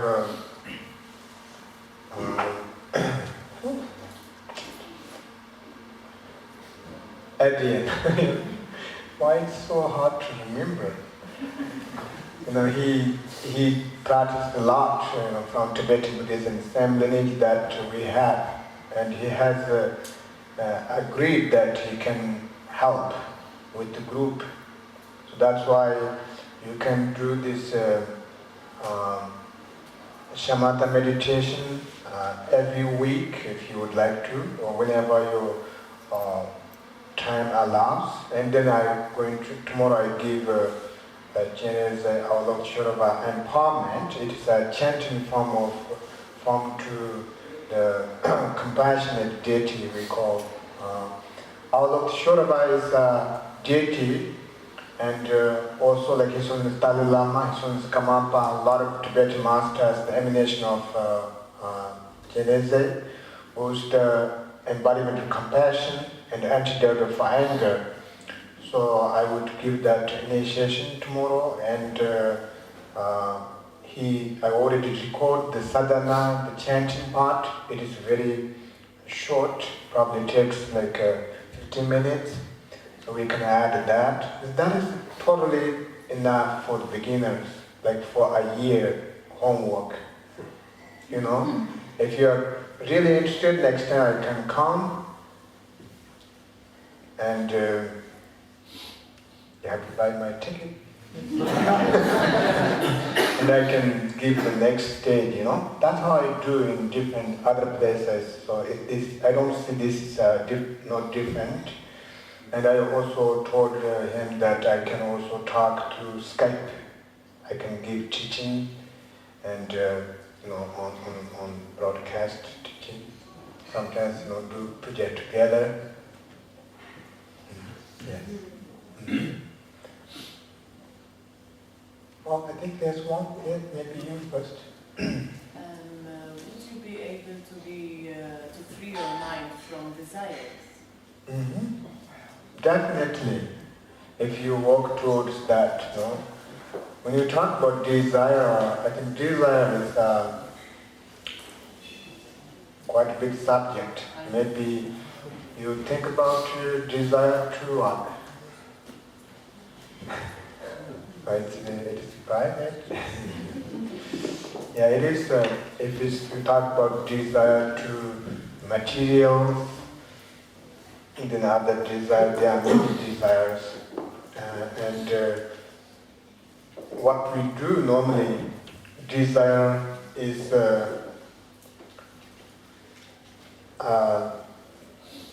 everybody has a desire, but depends what kind of desire you have,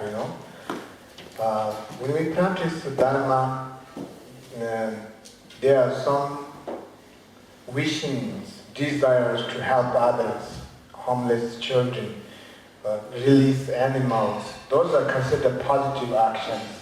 We accept those. Some desires, I want this, I want that, those are negative karma. So there is a lot of difference between different desires. It's not a constant fight. Would it be a constant fight? Constant? Like fight in your mind? Like what does that mean, constant fight? Ongoing. Ongoing. Una lucha interna. Oh, what's that?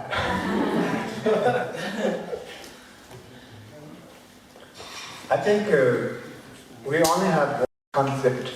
Or let's say one time you only have one concept. You can have two concepts. Sometimes we have desire, sometimes we have anger, sometimes we have all sort of things. And so we have to make sure which one is more meaningful. For example, as I mentioned earlier, did you guys, I did go through the 10 virtues, actions, and how many people heard that before? 10 virtues, actions, related to body, speech, and mind? Oh, okay, maybe I will go through that because it's very important. One Buddha's teaching, it is similar to what Christians teach, in Bible. The 10 virtues related to body, speech, and mind. That's all we have, body, speech, and mind. Physically, not killing, not stealing, not having sexual misconduct. this, sexual misconduct is you have your own partner and then going to someone else. And those three for the body and speech, lying, you're lying to people, harsh word, divisiveness, out of jealous, you divide two friends or something. That happens mostly for the friends, because you kind of have that to neutral people. Then on Taman, so it's idle speech, a meaningless speech. You can't control over speech. You just want to say everything you think. Just no meaningless. So this can destroy the power of your speech. And then mentally, greedy. Let's say wanting. I want this. I want that. That may be desire. And then want to harm to others. And then last is called wrong view. Wrong view means you don't really accept the reality. The reality, we talk about suffering. It is very reality that we're going to die, we get sick, we get older, but you don't accept those. Those are wrong views. And there's consequences of each of these. For example, it's called 10 non-virtues. And now we transform that into virtuous actions, which means not killing. Not only you killing, but you also release animals, help those animals, and not only you stealing. Instead of giving up stealing, you become generosity, giving to other people who need. That is the giving part, I think, very, very important for us, because those of us who have money, instead of buying so many things, you just see 5, you can share that money to those people who really need. Because sometimes we buy too much. In America they say, oh, this is our tradition, we must buy. But actually, that is a little bit discipline there, because if you really, when they go shopping, you just throw everything what you want, and they pay everything, and at the end, you don't really need all of this, stored, etc. So we have to use our wealth wisely. That's came from where? Not stealing. That's for body. And then speech. Instead of lying, you said truth, and also the truth has also meaning, because sometimes if you say everything is truth, it is not going so well. If you say everything honest truth, and some people don't like that, so you have to be skillful way of truth, whatever way to help others. For example, in the West, when you meet people, you say, shake hands, you say, you look good, you look lost weight. All of this have to put up, which is not really true, but it makes the person really happy, Upset when they say, I lost weight, I don't like that. I like to gain weight. It's Tibetan culture, can't help. So anyway, you have to be skillful. And instead of dividing people, divisiveness, if you see something, you always say something that makes them, come together, make them happy, instead of, separating. Instead of harsh word, you say meaningful word, gently, and appropriate speech. Not, endless speech, but when you need, you speak. Not all the time. But sometimes, when people look sad and they need support, you can talk a lot because you care that person, you talk a lot, that makes the person happy. So it all has to do to help others.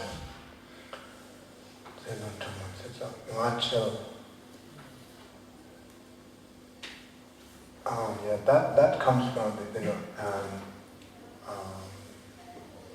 gossip.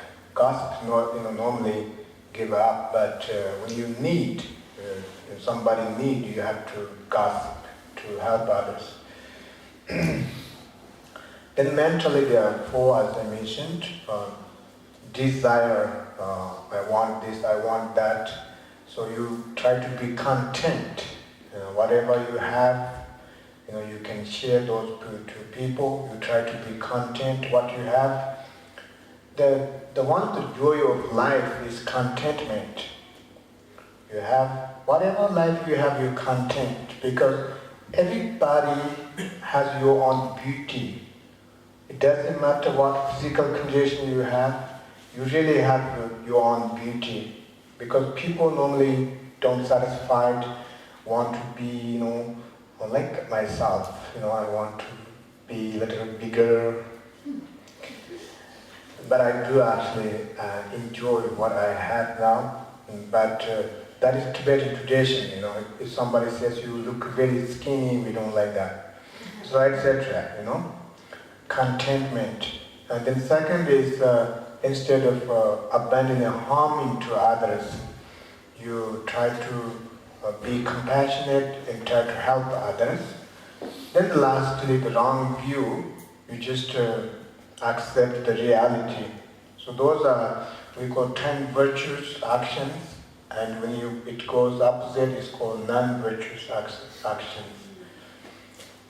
And each of this has a consequence. For example, like if you kill animals intentionally, it makes your life shorten. You shorten your life, and also it brings illness in your future lives. Each of them have a lot of consequences, karmic consequences. Anything else? Yes. With anger, what do you do when it is fear-based? If I do something and I get angry about doing it, it's because I'm scared of doing the opposite. I do something. What does that mean? I'm scared. If there's opportunity to escape that from that, would be wonderful. If not, then you don't have. For example, if this is little bit harmful to others, and if you are, for example, your boss, maybe the example, or maybe I clicked on and nailed it. Yeah, if your boss says, yeah.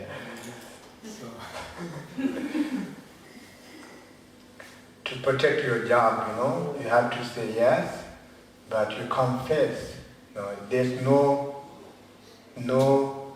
meaning or no value to get angry because it was not your choice.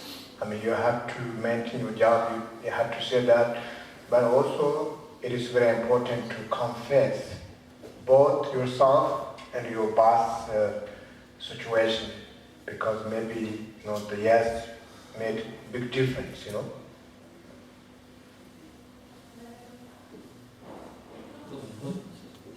Yes. What do you mean confess? Confess is To yourself. in Tibetan Buddhism, whatever you did wrong, it is not hopeless. Even like in Christian, there's a special box where you go there and confess, isn't in church. So confess means the negative karma has one quality, that is you can purify. You can purify negative karma, that's the quality of negative karma. Therefore, if you did something wrong, which means we always do something wrong, And if you are a practitioner, that's the difference. If you are not a practitioner, then maybe it's hard for you to understand. If you are a practitioner, there are many ways to confess. We confess to Buddha or Bodhisattvas. We confess through recitation of sutras. We confess through mantra. So we just say confess to the whoever subject is. For example, if you are practicing, there's a special practice in Vajrayana called Vajrasattva, one jeti special for purification. We do the visualization, recitation practice to confess whatever you did wrong. Does that make sense? Yeah. Okay. I wanted to ask you, you travel around the world in different parts of the world, and people ask you questions about their difficulties, no? Do you see that people from different parts of globe, they ask different questions, or it's pretty much the same? Very different, you know. Sorry, I wanted to say not much difference.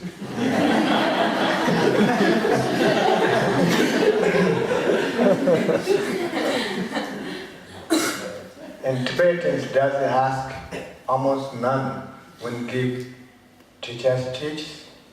Not only Tibetan, Chinese Buddhism, most Asian country, you know, Buddhism, because how they grew up and the teacher teaches and student practice. But other countries like, you know, in the West, they ask similar question what you ask, except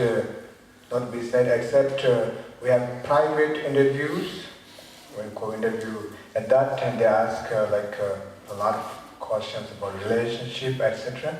So it's very common, you know, it's not much difference because what we are going through is pretty much same, you know, the same question. Yes. It's a question about karma. As I understand it, we continue coming into reincarnating into future lives because of negative karma. And positive karma both. And positive. But my question is basically, if our end goal is obviously not to continue the cycle of coming into life and so on, what practical teachings, in a nutshell, does Tibetan Buddhism give us so that we can reduce the number of times we have to reincarnate? What do you mean, to stop the incarnation? Exactly. Oh. To stop the vicious cycle. That's what we began with meditation and slowly. Entire practice of Tibetan Buddhism is emphasized not stopping reincarnation. Nobody can stop reincarnation, but you reincarnate better and better, and slowly once you realize the potential of Buddha nature through meditation and purification, then you become, you know, highly realized like Bodhisattva or Buddha, and then that is the destination in Tibetan Buddhism. Once you become enlightened, then you do emanate for benefit for others. Like Iswan's Kamapa is the 17th reincarnation, which means he didn't reincarnate because of the karmic force. Rather, he reincarnated purposely to help others. So, we can't really stop reincarnation that way. There's no tool. Or rather, we purify our negative karma and do positive things, and slowly so we achieve enlightenment. That's the destination.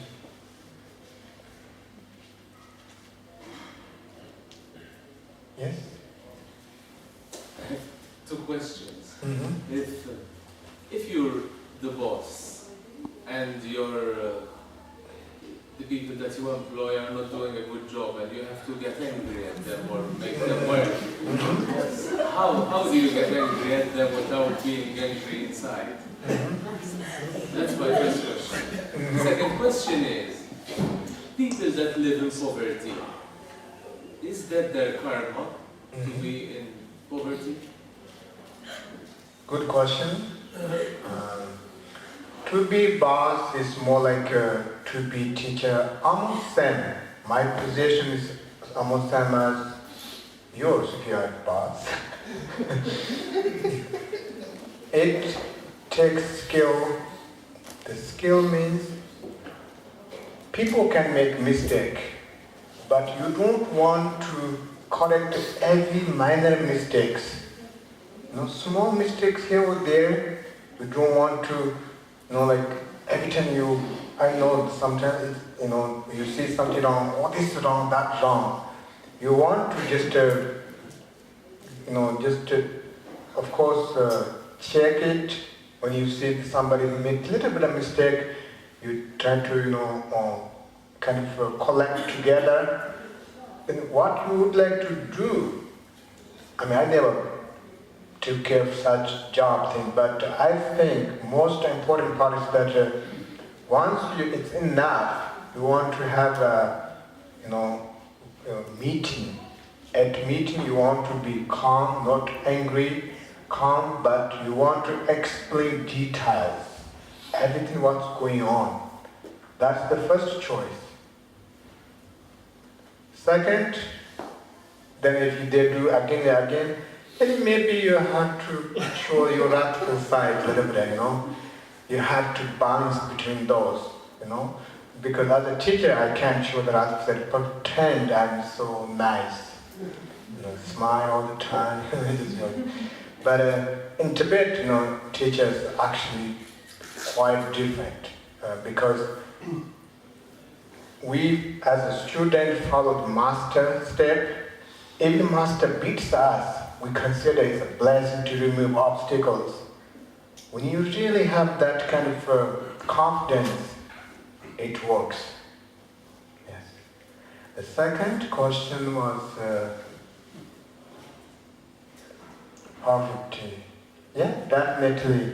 That is the result of stealing or robbing other people or taking other people's possession.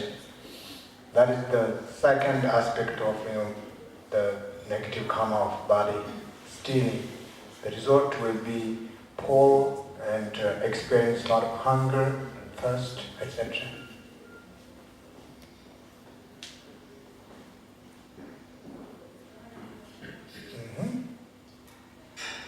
Any other questions? You Yes. mentioned 6 poisons earlier. Mm-hmm. Can you repeat the 6 again? 6 poisons are desire, anger, ignorance, jealous, greedy, and pride.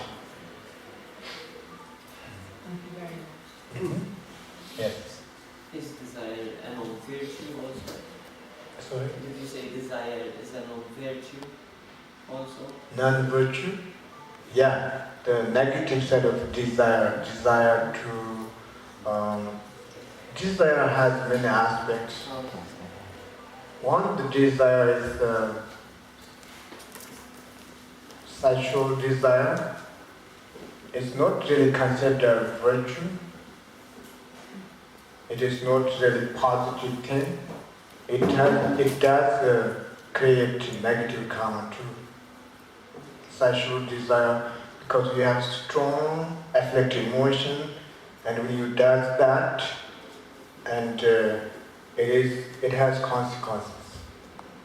Especially when you have sexual contact with other beside your own committed person. Yes.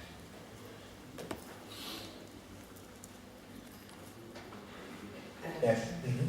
If I remember correctly, one of the 7 postures where you Mm-hmm. ring finger Mm-hmm. to stop negative energy. Mm-hmm. So is that what married people do?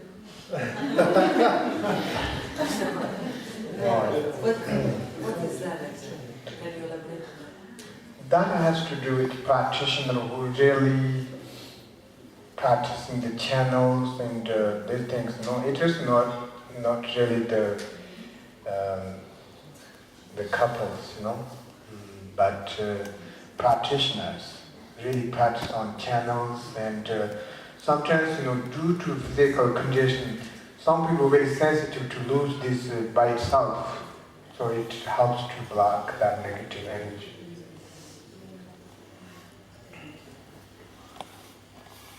Maybe last question? Yes. I'm not sure if I understood properly regards No, good. karma. Is it really possible for one to get enlightened in one lifetime? Yes. The Lord Milarepa and all the oceans, like Tibetan masters and the masters, become enlightened within one life by practicing correctly the tantric practice of Tibetan Buddhism. Plus, Milarepa was what's the word? Sinner. Early years, he killed about 33 people. His life story was very tragedy. Later on, he confessed, that's why he was exceptional practice, because what he did. So that's why he practiced on mountains, caves, unlike other masters. Very, very special master, become enlightened within one life. That is an example. But it's only possibility for spiritual people, for ordinary people or normal people, it's not possible that? Ordinary people has to practice constantly, and also one of the reasons why the Tibetan book about death is for that reason, because death is an opportunity to become enlightened. When you go through death process, it is a huge subject in Tibetan Buddhism, how you die and what kind of experience you will go through, and how to practice through this process. So definitely, you can achieve enlightenment. Last? Yes, plus, are you practicing the 5 Tibetan rites? 5 what? Tibetan rites. There are 5 exercises, which there is Oh. and so on. I don't do that, but we have, when you do 3 retreat, we have like total maybe 50 different exercises. I do those, but those very, very private. Yes. Yeah, I think maybe I stop here, and thank you so much, wonderful questions, and if my talk has any benefit, I hope some of them make sense and able to apply in your life and able to practice. And as I mentioned that we definitely will have a practice group in the future, and so I would happy to continue to help, and then tomorrow we will have an initiation, and I was asked to give refuge vow tomorrow before we do the general initiation. The refuge vow is basically you take refuge in Buddha, Dharma, Sangha. It's a Tibetan Buddhism tradition, and you receive a new name, and there's a ceremony goes through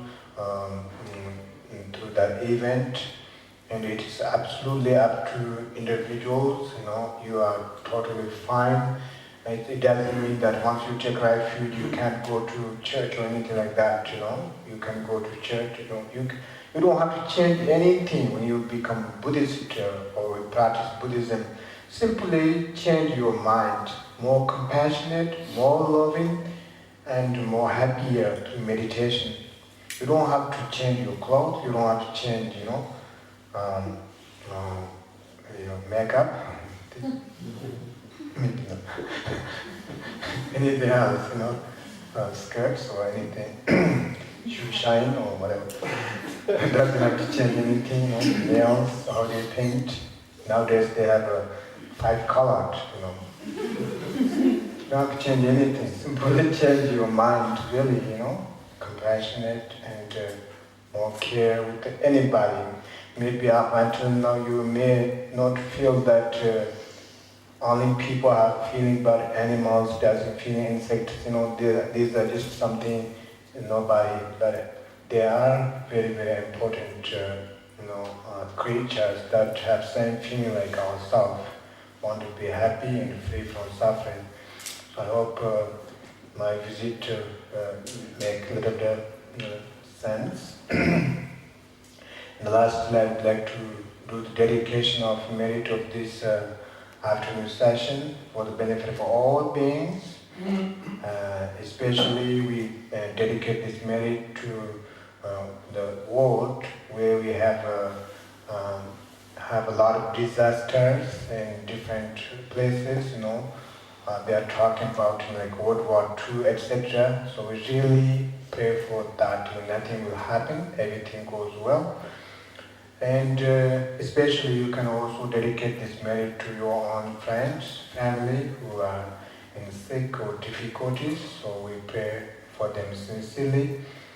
And before we recite the prayer, as we did this morning, I would like to recite the mantra of compassion, Om Mani Padme Hum, and that is dedicated for the 6 realms of samsara, purification of 6 poisons that we described. And first I recite, and then you follow me, and then later we recite together.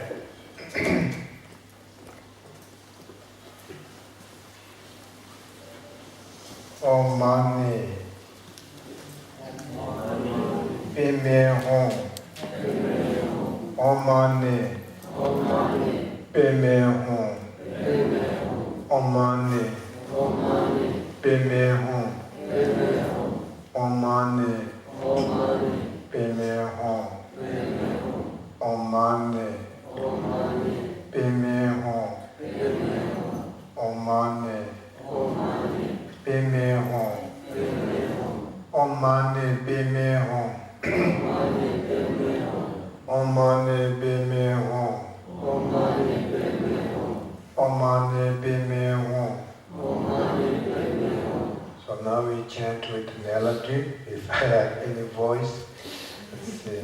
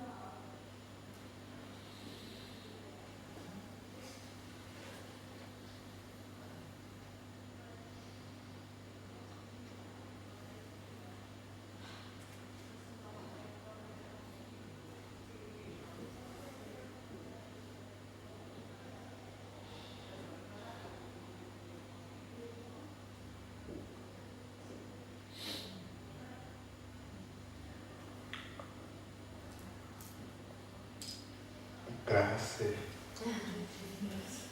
Somebody says Tukie in Tibetan.